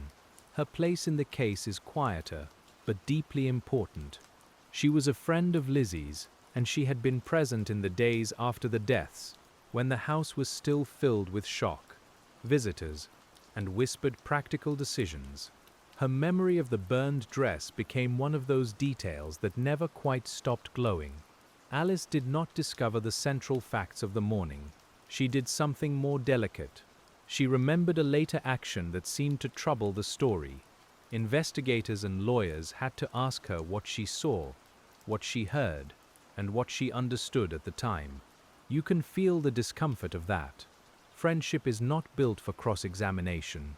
Yet there she was, carrying a memory into court. When she spoke of the dress, the room likely listened with special attention. Fabric, fire, paint, timing, and intention all gathered around her words. Was the dress simply old and stained? Was its destruction ordinary housekeeping? Was it suspicious because of when it happened? The Borden case often rests on questions like these, where the fact itself is clear enough, but its meaning remains unsettled. You can picture the kitchen stove as Alice might have seen it. The black iron, the heat, the smell of ash, the rustle of cloth, and the quiet domestic act that became evidence because of the week in which it occurred. Nothing about the stove needed to look dramatic. Its importance came from context. In investigation, context can make an ordinary object suddenly difficult to put down. The prosecution wanted that difficulty to matter.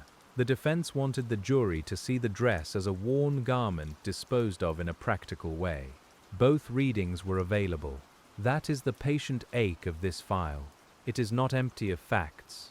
It is full of facts that can be arranged into more than one shape, depending on how much weight the reader gives each one. Dr. Bowen's testimony adds the language of medicine, though medicine in the Borden case remained bounded by its period. He had entered the house early, had seen what needed to be seen, and had formed impressions that later became part of the case. A physician's voice could steady a courtroom, yet even a physician could not turn uncertain time into perfect time. The human body offered clues, but not a precise clock. You can imagine jurors listening as doctors explained what they believed about timing. Their words had authority, but they also had limits.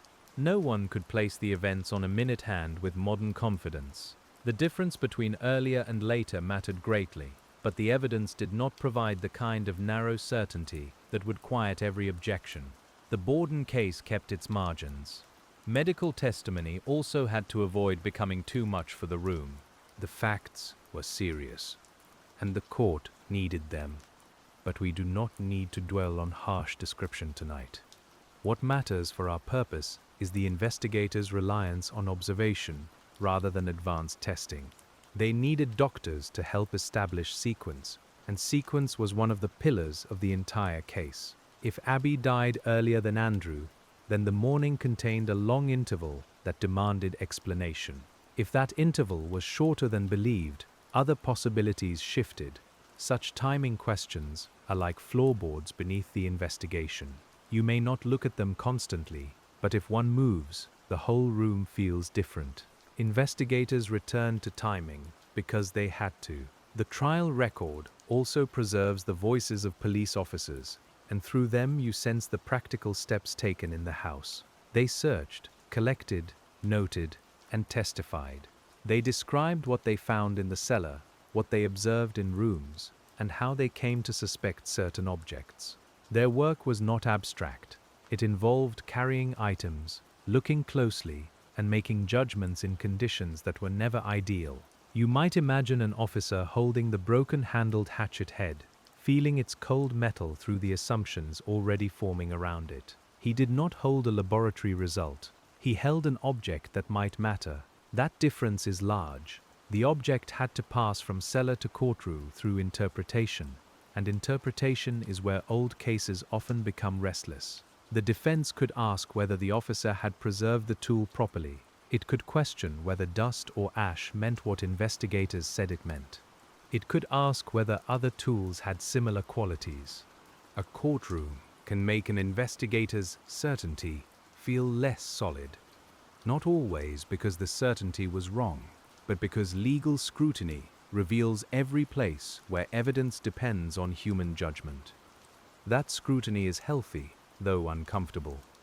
You can feel the investigator in the witness chair, perhaps sweating under a collar, answering questions about actions taken months earlier in a house full of pressure. He has to remember what he saw, what he did, who was present, and how an object was handled. His work, once practical and immediate, is now being examined like a specimen.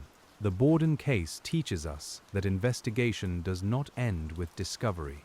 It must survive telling. A fact found in a cellar must be described accurately. A witness statement must be recorded fairly. A timeline must be explained plainly. If the telling fails, the discovery may lose power. In old cases, the path from event to record is often as important as the event itself. You read on, and the courtroom becomes a second house. People move through it according to rules, not family routines. Judges, lawyers, witnesses, jurors, and spectators each have a place. The air is formal, yet human. Paper rustles. A chair complains under someone's weight. A cough is stifled. Outside, the city continues, but inside, everyone returns again and again to 2nd Street. This repetition is part of what it was like to investigate the Borden case after arrest. The officers had already walked the rooms, but now the rooms had to be rebuilt in words for people who were not there. A juror could not smell the cellar or feel the heat of the barn loft. He had to receive those places through testimony, plans, and argument. Much could be lost in translation. The prosecution had to make the timeline feel sturdy. Andrew left, returned, rested, and was found. Abby was believed to have gone out, but had not. Bridget worked and rested. Lizzie gave explanations that shifted. The house had locked doors, few obvious entry points, and no clear stranger leaving. These points formed the state's structure, but each one had to hold under questions. The defense had to make the same timeline feel uncertain. Could another person have entered? Could witnesses be mistaken? Could the medical timing be less exact? Could the burned dress be innocent? Could Lizzie's words reflect shock rather than concealment? Could a respectable woman be convicted when no one saw her do anything and no weapon was conclusively tied to her? Doubt, patiently placed, can be as methodical as accusation. You can sit between those two approaches, not choosing yet, simply noticing craft. One side gathers, the other separates. One side says the details converge. The other says they only seem to converge because suspicion has arranged them. This is not only a legal contest, it is a lesson in how human beings make meaning from incomplete information. The jury had to perform its own investigation in miniature. They could not collect new evidence, but they could weigh what had been collected. They had to imagine rooms, test statements, and decide whether unanswered questions were reasonable doubts or merely the natural shadows around any serious case. That is a heavy task, and it belongs in our story of patient detective work. When the verdict came, the official legal question ended. Lizzie was acquitted, and the state could not try her again. But you can feel how much remained inside the file. The courtroom had answered one question under law. It had not answered the private question that kept people returning to the case. What happened in that house? Who moved through those rooms? Why did the evidence never quite settle? Years later, something shifted in the file, not because a new witness appeared, but because time itself changed the way people read the old evidence. The Borden case became a cold case in the cultural sense, a matter people re-examined from a distance. The first heat of accusation cooled. The newspapers yellowed. The rooms became historical. The people became names that required effort to make human again. Cold case reading begins with slowness. You do not begin by asking which theory is most exciting. You begin by asking what is primary. You separate testimony from rumor, court record from later retelling, first report from legend. You note when a detail appears early and when it appears only after the case has become famous. The work is quiet, and it suits the hour. You might make 3 piles on the table, one for established facts, one for disputed claims, one for later stories that need careful handling. The paper edges would brush softly against your fingertips. A lamp would make a circle of light while the rest of the room stayed dim. In that circle, the Borden case becomes manageable, not solved, but held with more care. Established facts include the deaths of Andrew and Abby Borden in their home on the 4th of August, 1892. They include Lizzie's presence in or around the house, Bridget's presence as maid, Emma's absence, and the later acquittal. They include the search for a weapon, the burned dress testimony, and the central problem of timing. These facts are the table legs beneath the file. Disputed claims gather around meaning. What did Lizzie's behavior show? What did the barn account prove or fail to prove? What did the broken-handled hatchet signify? Was the pharmacy story relevant and reliable? Did the missing note indicate deception, confusion, or a lost message? Each disputed point asks for humility, because none can be safely turned into certainty alone. Later stories form the most fragile pile. They may contain insight, but they may also carry embellishment. A detail repeated often can feel older than it is. A theory written vividly can seem more grounded than a dull fact. You learn to mistrust fluency a little. In old mysteries, a smooth story may be smoothing over the very roughness that makes the case honest. The house as a physical site continued to influence later interpretations. Visitors could walk through rooms and feel how close everything was. That closeness often deepens suspicion rather than resolving it. How could someone outside have entered and left? How could someone inside act without obvious traces? The questions become stronger when your feet are on the floorboards. They also become more emotional. You can stand in the sitting room and feel the scale of the place. Not grand, not sprawling, human-sized with ordinary distances. A few steps matter, a doorway matters, a staircase matters. The closeness brings the past near, but it can also tempt you into overconfidence. Being in a room now does not mean you understand how it felt then, under different furniture, light, fear, habits, and heat. The barn, too, has this effect on the imagination. It is easy to picture Lizzie there and wonder. Dust can become almost theatrical when history asks too much of it. Yet, the barn was simply a barn, with stored objects, heat, and ordinary disorder. Investigators had to interpret it without letting atmosphere do the work of evidence. We try to do the same. Modern forensic minds sometimes return to the clothing question most of all. They ask whether a person could commit such acts without visible marks, whether protective garments could have been used, whether washing was possible, and whether investigators searched thoroughly enough. These are reasonable questions, but the old record cannot answer all of them. Evidence that was never preserved cannot be tested by desire. That is one of the hardest lessons for any patient investigator. Wanting a test does not create a sample. Wanting a photograph does not restore a scene. Wanting a recorded interview does not summon a voice back into the room.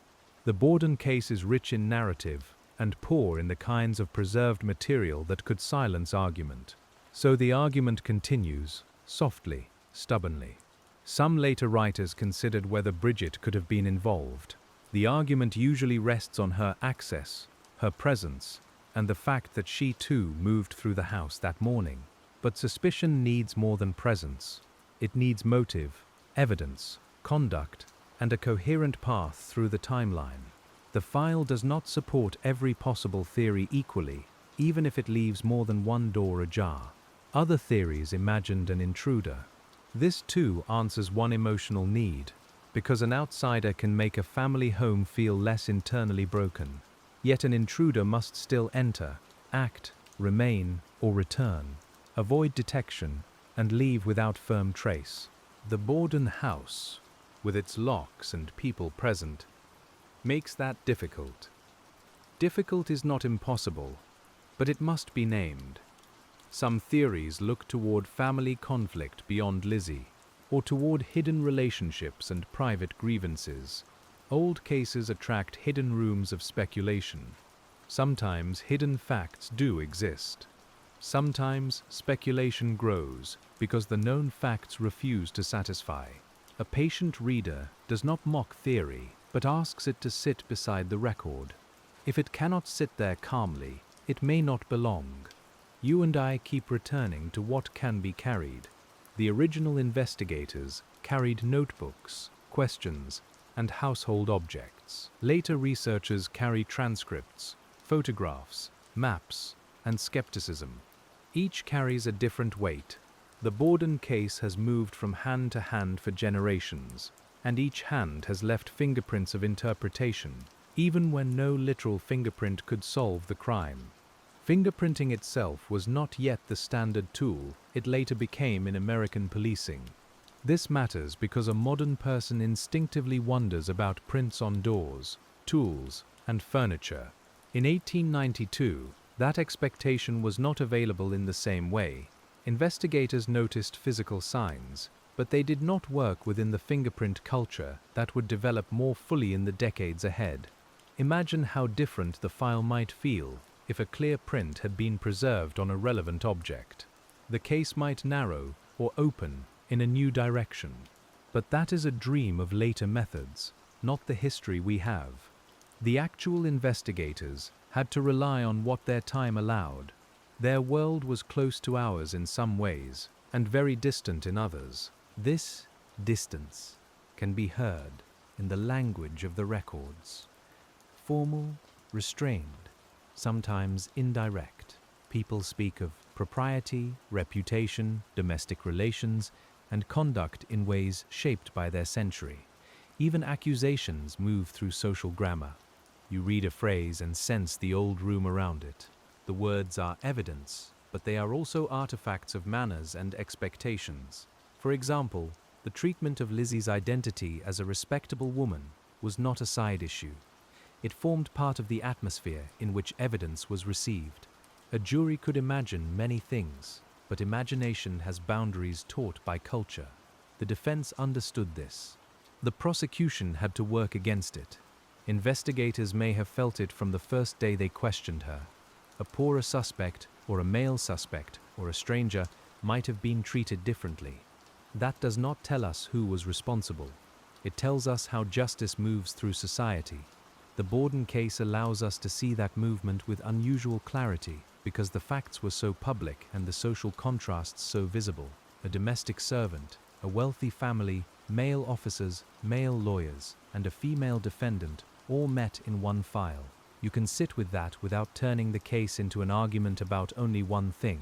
It was not only about gender. It was not only about class. It was not only about forensics. It was not only about forensics. It was not only about family. It was all of these, layered over the central human loss and the practical need to know what happened. Patient investigation accepts layers. When people ask why the Borden case endures, part of the answer is that each layer remains partly unresolved. The legal layer ended with acquittal. The evidentiary layer remained debated. The social layer remains revealing. The domestic layer still feels intimate. The archival layer keeps inviting return. Few cases give so many doors and so few keys. But we move on gently, because another detail waits in the trial record: the way expert and lay testimony shared space. Doctors spoke with professional confidence. Officers spoke from observation. Neighbors spoke from memory. Friends spoke from intimacy. Each kind of testimony has strengths and weaknesses. The investigators had to gather all of them. Then the court had to decide how they sounded together. A doctor may be trained, but not omniscient. A neighbor may be untrained, but may notice something important. A friend may be biased, yet truthful. An officer may be careful, yet limited by conditions. The Borden case does not allow one category of witness to solve everything.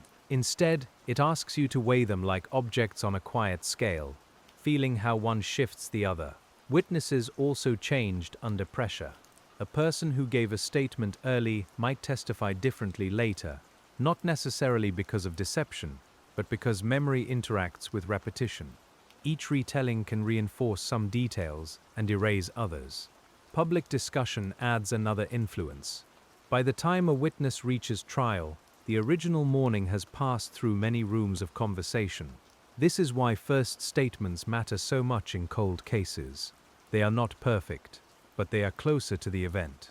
You lean toward them carefully, while remembering they too were shaped by shock.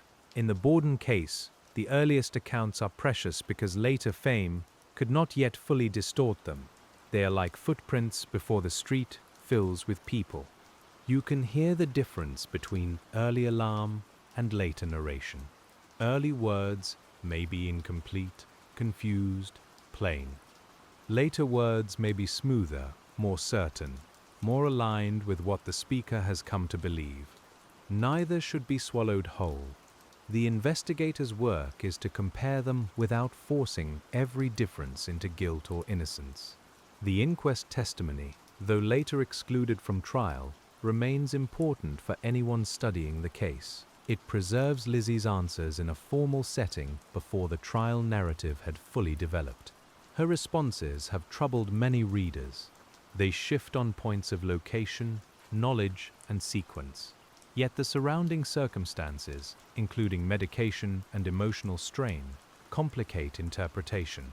You can read that testimony slowly, letting the questions and answers breathe. Where were you? What were you doing? Did you know where Mrs. Borden was? Did you hear anything? The words move back and forth, and the reader feels the room tightening. Still, we do not turn inconsistency into certainty by wishing it so. We place it beside the rest. The investigators likely saw those inconsistencies as central. They suggested consciousness of something hidden, or at least a story that did not settle comfortably. From their point of view, this would have mattered deeply. A suspect's words are not merely words when they touch the timeline. They become paths through the house, and a shifting path makes investigators look down more closely. Yet jurors never received that material in the same forceful way, because legal rulings shaped what could be heard. This is one reason the gap between investigation and verdict can feel large. Investigators may know or believe things the jury cannot consider. The law may exclude evidence for reasons that protect fairness, even when exclusion frustrates the search for narrative completeness. You can respect that tension. It is not a flaw easily removed. A society must decide not only what it wants to know, but how it is willing to know it. The Borden case rested inside that question. The desire for answers met the need for rules, and rules changed the shape of the story that could be told in court. The pharmacy evidence followed a similar path. The reported attempt to purchase prussic acid seemed alarming to many, especially given talk of illness in the household. But legal admissibility is not the same as public suspicion. If the evidence was excluded or limited, the prosecution lost a piece that might have influenced jurors emotionally. Again, the file we study is fuller than the case the jury heard. This fuller file is what later readers inherit. It can be tempting to convict or acquit from the fullness of everything ever said. But that is not what the jury did, and it is not always fair to the people involved. We can study the broader record while understanding that the legal outcome belonged to a narrower, governed process. Two kinds of truth-seeking sit side by side. The Borden case, then, becomes a lesson in boundaries. The boundary between home and public, between suspicion and proof, between evidence and rumor, between original investigation and later interpretation, between legal verdict and historical doubt. As you sit with the pages, you may feel those boundaries more than any single clue. They are the walls of the case. We return now to 2nd Street, not for a new event, but for the sensory memory of investigation. Picture the officers moving from room to room in their dark clothing, their shoes on wooden floors, their voices lowered out of habit. The house smells of summer heat, food, medicines, wood, and human fear. Light from the windows falls in ordinary rectangles, indifferent to what people are trying to understand. In the sitting room, furniture marks position. In the guest room, investigators notice arrangement and access. In the kitchen, household work and later actions mingle. In the cellar, tools wait without explanation. In the barn, dust and heat complicate a claimed alibi. Every space in the Borden house becomes a page, and every page has to be read without tearing it. This is what old-fashioned scene work must have felt like. No bright grid, no plastic evidence tents, no radio chatter, just men looking, asking, and trying to preserve impressions while the household and neighborhood pressed near. Their notebooks were not enough, but they were something. Their eyes were not enough, but they were something. Investigation often begins with insufficient tools and the obligation to proceed anyway. You can feel the patience in that obligation. Not heroic patience, not dramatic patience, just the simple fact of returning. Return to the witness, return to the room, return to the timeline, return to the object that seemed ordinary until someone asked why it was there. The Borden case required that kind of return, and still does. When later researchers revisit the trial, they often look for the moment where the prosecution lost its firmest footing. Some point to the excluded testimony, some to the missing weapon, some to the absence of visible stains, some to the defense's ability to present Lizzie as socially and physically unlikely. The truth may be that no single moment did it. Doubt may have accumulated quietly, the way dust gathers on a sill. That image suits the case. Dust in the barn, dust in the cellar, dust on the archive box, dust in public memory. Not neglect exactly, but time settling over things while people keep looking. You brush it away carefully, and beneath it is another surface, not an answer. The file remains patient because it has no reason to hurry now. The acquittal also changed how witnesses lived with their words. After trial, every person who had testified had to return to ordinary life with extraordinary memory attached. Bridget eventually left the Borden household and moved on. Alice continued with the knowledge that her testimony had mattered. Officers returned to other duties. Fall River continued, as towns do, with work, weather, and gossip slowly becoming history. For those people, the case was not a legend. It was something they had endured. That distinction is important. We meet them through famous records, but they lived forward from it, through private mornings and evening meals, through letters, illnesses, changes of address, and the ordinary fatigue of years. A patient narrator leaves space for that forward life. The victims, too, deserve that space. Andrew Borden was more than a wealthy, frugal man in a famous case. Abby Borden was more than a stepmother in a disputed household. They had daily habits, relationships, flaws, kindnesses perhaps, irritations certainly, and private thoughts no file preserved. Investigation reduces people to relevance. Reflection can restore a little of their size. You hold that restoration quietly. It does not require inventing feelings we cannot know. It only asks that we remember the case began with real lives, not with a puzzle designed for later minds. The Borden case asks for care because its fame can make people seem smaller than the mystery around them. Tonight, we let them be human. In long investigations, compassion and rigor are not opposites. Compassion keeps us from treating people as props. Rigor keeps us from replacing evidence with feeling. The best cold case work needs both. You can be gentle and exact. You can doubt without mocking. You can suspect without dehumanizing. The Borden case benefits from that balance more than almost any old American mystery. Another aspect of the investigation was the role of household routine. The ordinary schedule of a family can become an evidentiary framework. Who usually opened doors? Who cleaned which rooms? Who expected visitors? Who knew where tools were stored? Who wore which dress? These details may seem small, but in a domestic case, routine is the road along which opportunity travels. You can see investigators trying to learn that road. They asked about meals, chores, errands, and habits. They asked about Andrew's morning route downtown. They asked about Abby's movements. They asked about Lizzie's plans and Bridget's work. The case required them to become students of one household, as though the entire answer might be hidden in the order of breakfast and the turn of a key. Routine can protect a secret because it seems too plain to examine. It can also expose a lie because one misplaced action stands out. In the Borden case, investigators looked for those misplaced actions. The alleged note, the barn visit, the burning of the dress, the difficulty locating a weapon. Each one seemed to depart from easy routine, though not all departures are evidence of guilt. You might write that in the margin. Not all departures are evidence. It is a useful sentence for any old case. People do strange things after shock. People remember poorly. People tidy when they should preserve. People burn, wash, move, and speak from habit. A suspicious act may be suspicious, but it still needs support before it can bear the weight of accusation. The Borden case is full of weight-bearing problems.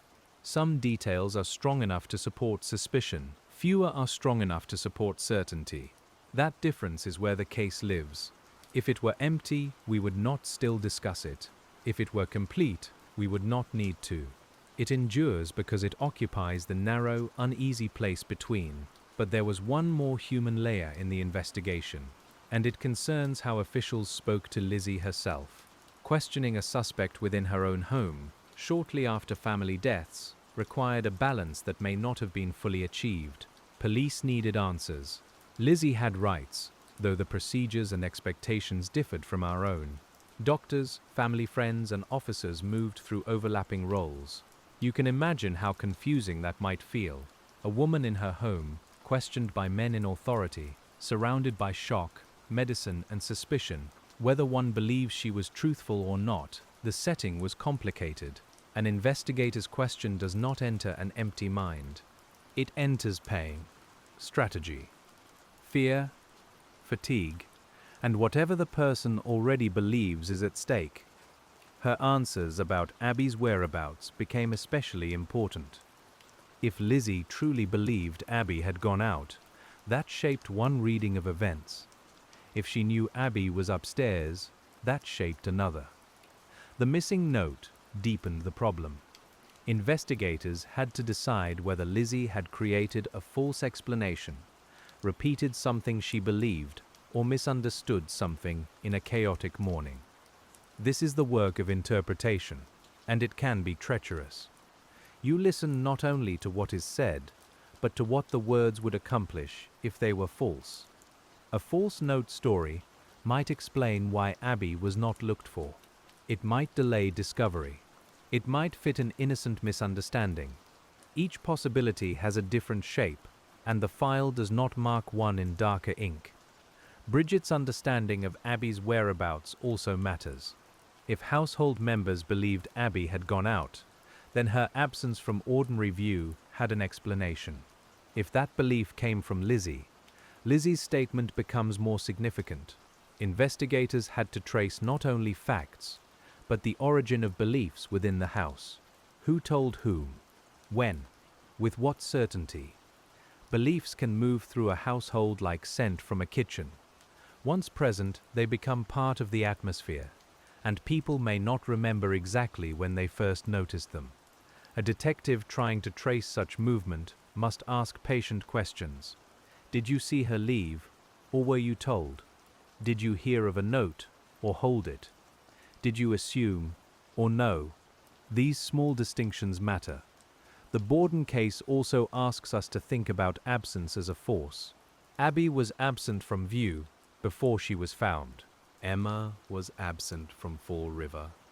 A weapon was absent in any conclusive form. The note was absent. Clear physical traces were absent. Each absence carried weight, but each could be read in different ways.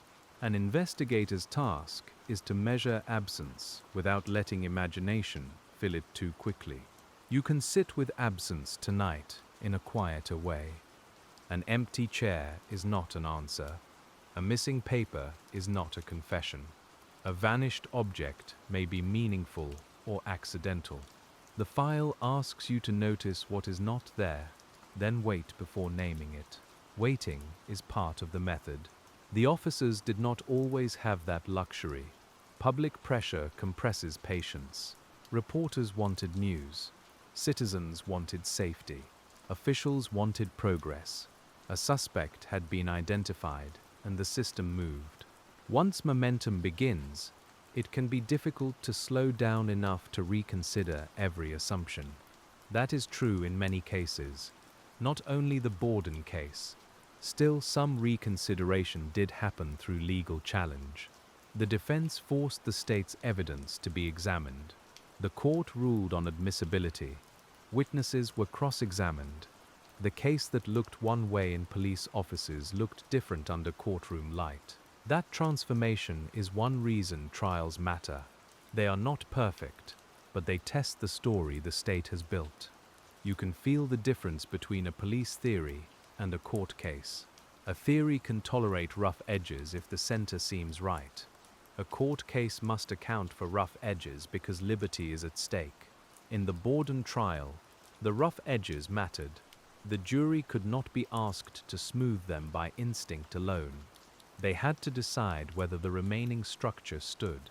When they acquitted Lizzie, some people felt justice had failed. Others felt justice had prevailed. Both reactions were immediate and sincere. That division is part of the case's afterlife. It shows how evidence can be experienced differently depending on what a person fears more, an unpunished crime or a wrongful conviction. The Borden case gives no easy comfort to either fear. You turn another page, and perhaps the transcript gives way to a newspaper clipping. The paper is brittle now, with columns dense and narrow. The language may feel confident, even when the facts were not. Newspapers of the time helped spread the case far beyond Fall River, turning local tragedy into national fascination.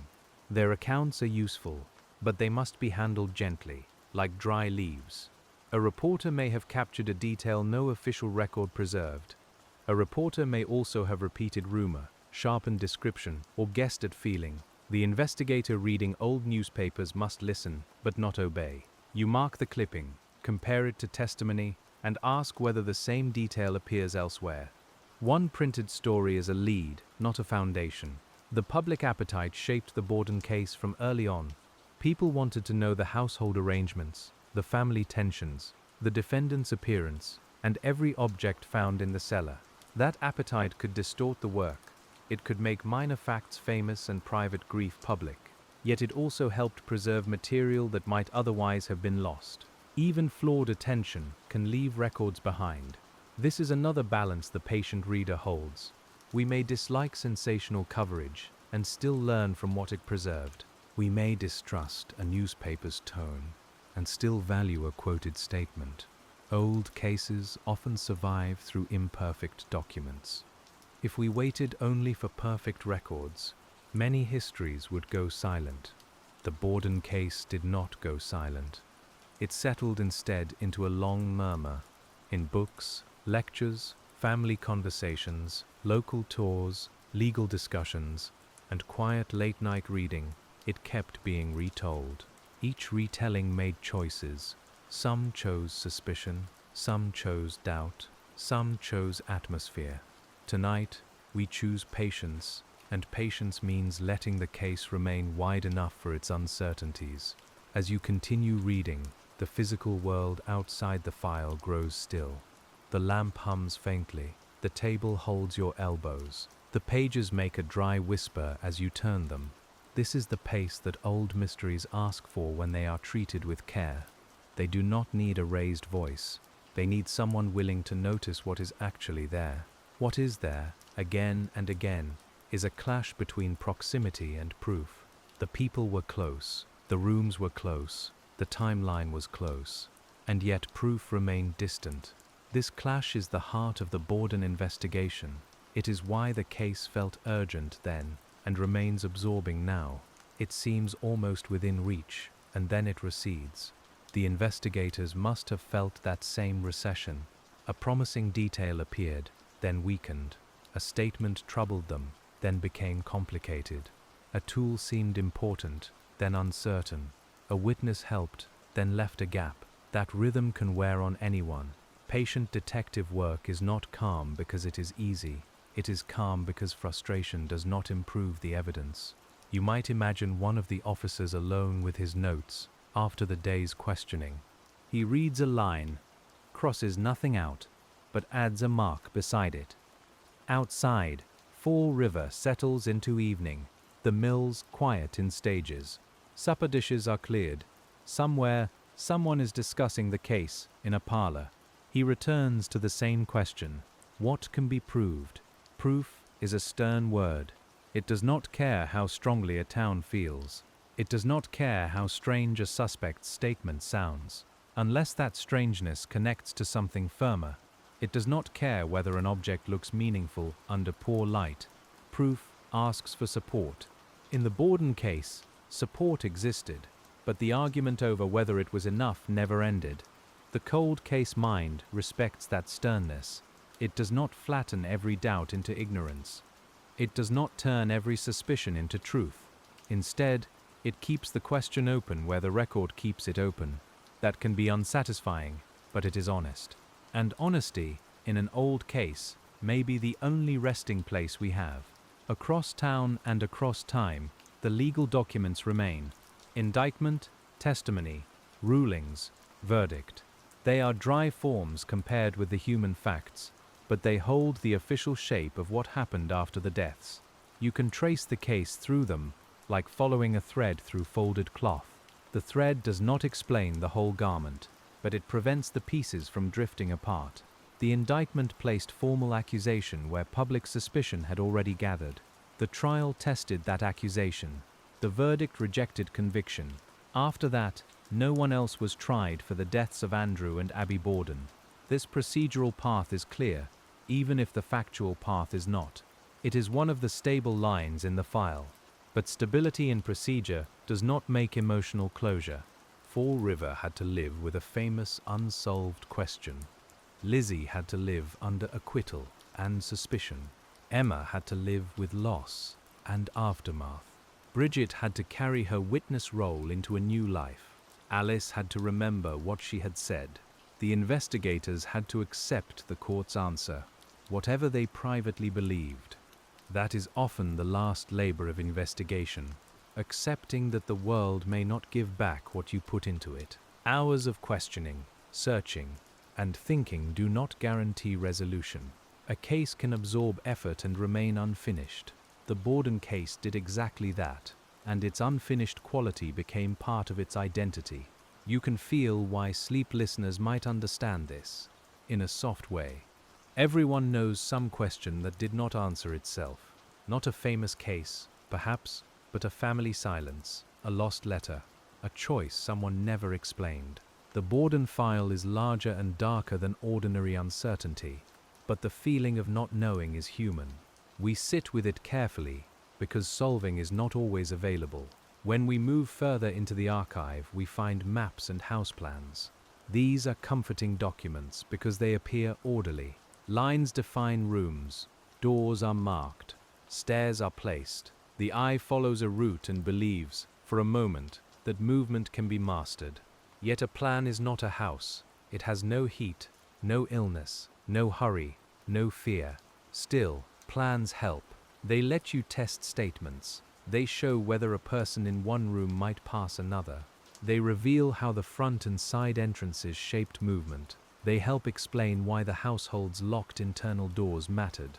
In the Borden case, the plan is not decorative. It is one of the quiet tools by which the mystery can be approached.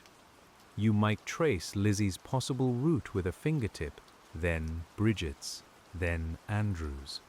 You might mark Abby upstairs and ask when she became absent in everyone's understanding. You might place the barn beyond the main house and consider the time it would take to go there and back. These exercises do not decide the case, but they teach its physical grammar. Physical grammar is a useful phrase for domestic investigation. Every house has one. Some movements are natural sentences, others feel awkward. Some paths are used every day, others require intention. Detectives learn to read that grammar by watching how people live in the space. In the Borden house, that grammar was complicated by locks, family divisions, and servant routines. The locks deserve one more quiet look. Locked doors can be practical, especially in urban homes or households concerned with privacy. They can also create unusual pathways. If a door is normally locked, then a person must use another route, and that route affects what they see or hear. Investigators had to learn which locks were ordinary and which details became important only after the fact. This distinction is easy to miss. A locked door after a crime sounds ominous. A locked door before a crime may be only habit. The Borden case contains many such details, where a later reader feels meaning because of what came after. Patient investigation asks whether the meaning existed before the event, or whether the event cast meaning backward. You can apply that question to the illness, the poison fears, the pharmacy visit, the burned dress, and even household tensions, which things were already significant and which became significant afterward. Sometimes both answers are partly true. A tension may be real before a crime and still be magnified afterward. An odd act may be innocent in itself and suspicious in timing. The investigators had to make those judgments without the comfort of hindsight, while we must avoid being fooled by too much hindsight. They were too close in one way, we are too far in another. Between those positions, the Borden case continues to ask for balance. As the night deepens in our imagined study, you may notice that the file no longer feels like a set of famous facts. It feels more like a slow conversation with uncertainty. The paper has weight. The names have faces, though imperfect ones. The house has rooms you can almost walk. The investigation has limits you can respect without ignoring. This is where patient detective work becomes humane. It does not treat the old officers as fools because they lacked our tools. It does not treat the jury as blind because it acquitted. It does not treat Lizzie as a cartoon of guilt or innocence. It does not treat Andrew and Abby as mere catalysts for a mystery. It allows everyone to remain complicated. Complication is not the enemy of truth. It is often the landscape truth must cross. The Borden case has hills of legal procedure, low places of missing evidence, narrow paths of testimony, and fog where rumor settled. A fast retelling rushes past these features. A quiet investigation walks them slowly, noticing how each changes the view. There is one more bridge to cross before we leave this part of the record, and it leads from official investigation to cultural memory. After the trial, the case did not belong only to police and courts. It belonged to Fall River, then to newspapers, then to generations of readers. That transfer changed it. The Borden case became story, and story is powerful, but not always careful. Story wants shape, it wants motive, climax, image, and phrase. Investigation wants accuracy, even when accuracy is uneven. When story overtakes investigation, the unknown can become falsely certain. But when investigation refuses all story, people may lose the human thread. Our task tonight is to let story carry calm attention without pretending the file says more than it does. You can feel that balance in the way we keep returning to sensory details. The dust is not decoration. It reminds us the barn was real. The locked door is not symbol only. It shaped movement. The dress is not simply a clue. It was fabric in a kitchen, burned by a person in a particular social and emotional moment. Sensory detail keeps the case human, while evidence keeps it honest. A cold case without sensory life becomes a chart. A cold case without evidentiary discipline becomes myth. The Borden case has suffered from both at times. Tonight, we keep it in the middle, where the table is plain, the lamp is low, and each page is turned only when the last one has been given its due. When later students of the case ask whether modern methods would have solved it, the answer is probably, perhaps, and perhaps not. Better scene control would have helped. Better evidence preservation would have helped. Recorded interviews would have helped. Forensic testing might have helped.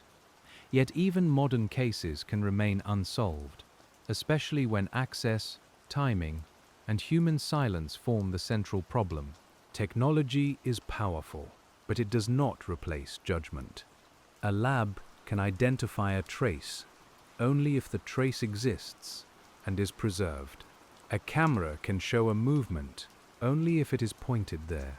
A database can compare a pattern only if the pattern has been collected. The Borden investigators lacked these tools, but even their presence would not guarantee that every ambiguity vanished. This thought softens the temptation to look back with too much certainty. We can wish for better methods without imagining perfection. We can see the flaws without dismissing the labor.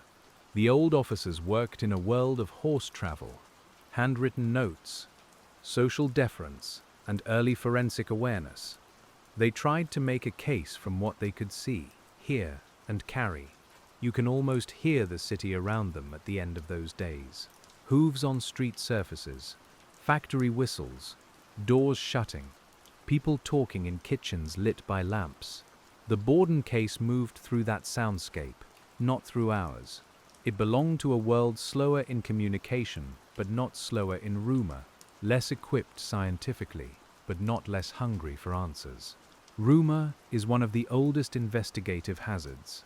It can point toward a lead, but it can also crowd the path. In Fall River, rumor likely moved through class lines, church connections, markets, and workplaces. Some people repeated what they had heard as fact. Others embroidered, others withheld. Investigators had to listen without drowning. You can picture them sorting rumor in practical terms. Is there a name? Is there a time? Is there a witness who saw it directly? Does it match the known timeline? Can it be checked? If not, set it aside for now. This is quiet work, unglamorous and necessary. A case can be damaged as much by too many false leads as by too few. The Borden case had no shortage of attention. Attention can feel like help, but it is not always help. It creates pressure, produces tips, invites exaggeration, and makes everyone more self-conscious. A witness who might have spoken plainly becomes aware of being part of something famous. A suspect becomes a symbol. An officer becomes a target for criticism. The evidence sits beneath all that noise. Patient detective work tries to lower the volume. It returns to the first page. It asks what was known before the newspapers grew loud. It asks which details remain after rumor is drained away. In our quiet room, that lowering is almost physical. You can feel the noise recede as the file becomes paper again. Paper is calm, but not complete. It preserves what someone chose or knew to write.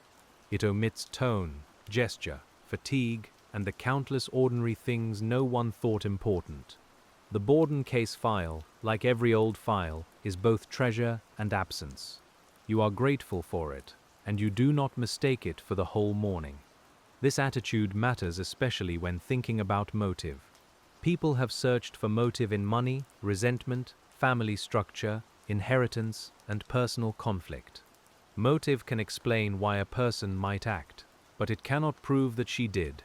Many people have motives they never act upon. Many acts have motives outsiders misunderstand. The investigators needed motive, but motive could not stand alone. Opportunity was stronger than motive in some parts of the Borden case, because the physical setting narrowed the field. Yet opportunity also belonged to more than one possibility, depending on how the timeline is read. Evidence of opportunity must be joined with evidence of action. Without that join, suspicion remains suspended. The trial showed how difficult that join could be. Behavior after the deaths formed another contested area. Lizzie's actions, words, composure, and choices were examined closely. Some saw consciousness of guilt. Others saw shock, personality, or class-conditioned restraint. Investigators had to notice behavior, but behavior is among the most easily overread forms of evidence. It tempts certainty because it feels intimate. You know this from ordinary life. A person seems distant and is only tired. A person laughs and is only nervous. A person forgets and is not lying.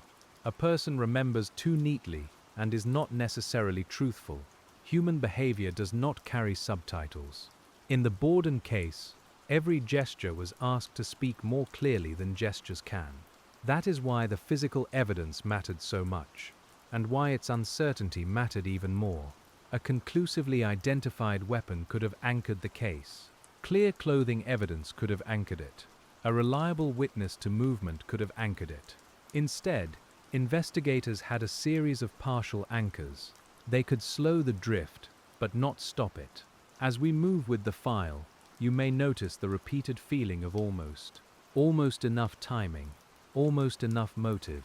Almost enough physical evidence. Almost enough inconsistency. Almost enough household access. The word almost is quiet, but it governs the Borden case. It is the word that leaves a file open in the mind after the court has closed its work. But almost is not nothing.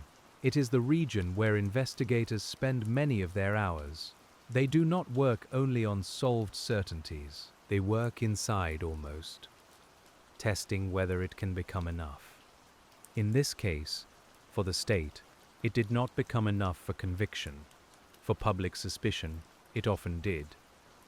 That difference has kept the case alive. When the next set of papers shifts under your hand, we come back to the people who preserved the record, because without clerks, stenographers, archivists, and later historians, the Borden case would have dissolved into rumor more completely. Their work was quiet and often invisible. They copied, stored, filed, indexed, and maintained. Patient investigation depends on such people as much as on detectives. You can imagine a clerk stacking papers after a hearing, aligning edges with gentle taps, a stenographer reviewing notes, a courthouse file tied and labeled. Years later, an archivist opens the bundle and finds that the old order still matters. The mystery survives not only because of public fascination, but because someone kept the pages from scattering. There is comfort in that. Not every answer was preserved, but many questions were. The archive does not solve the Borden case, yet it lets us approach it with more than hearsay.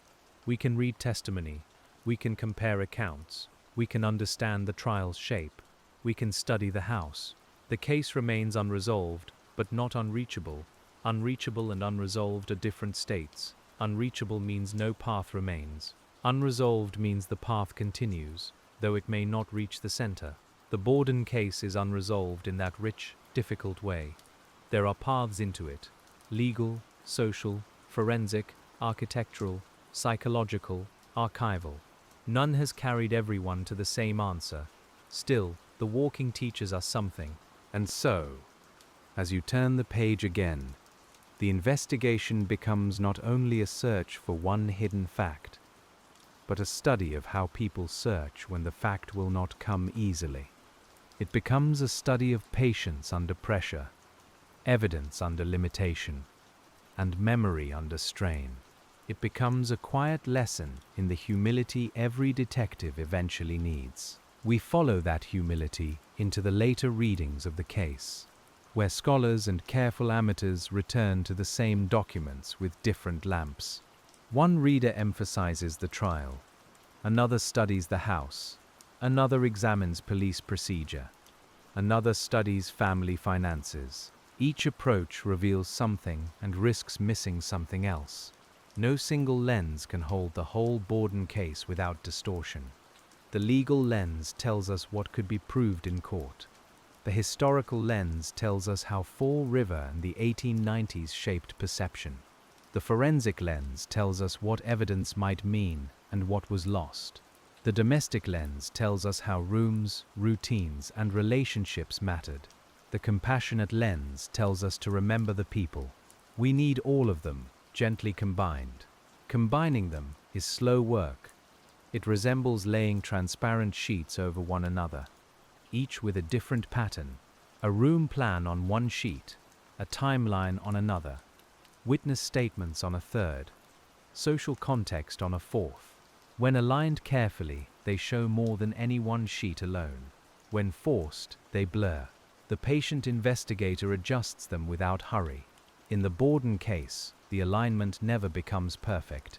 The timeline does not fully settle. The weapon does not fully identify itself. The dress does not fully explain its burning. Lizzie's statements do not fully clarify her mind.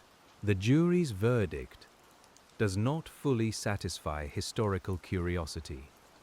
These imperfect alignments are the reason the file stays alive under the lamp.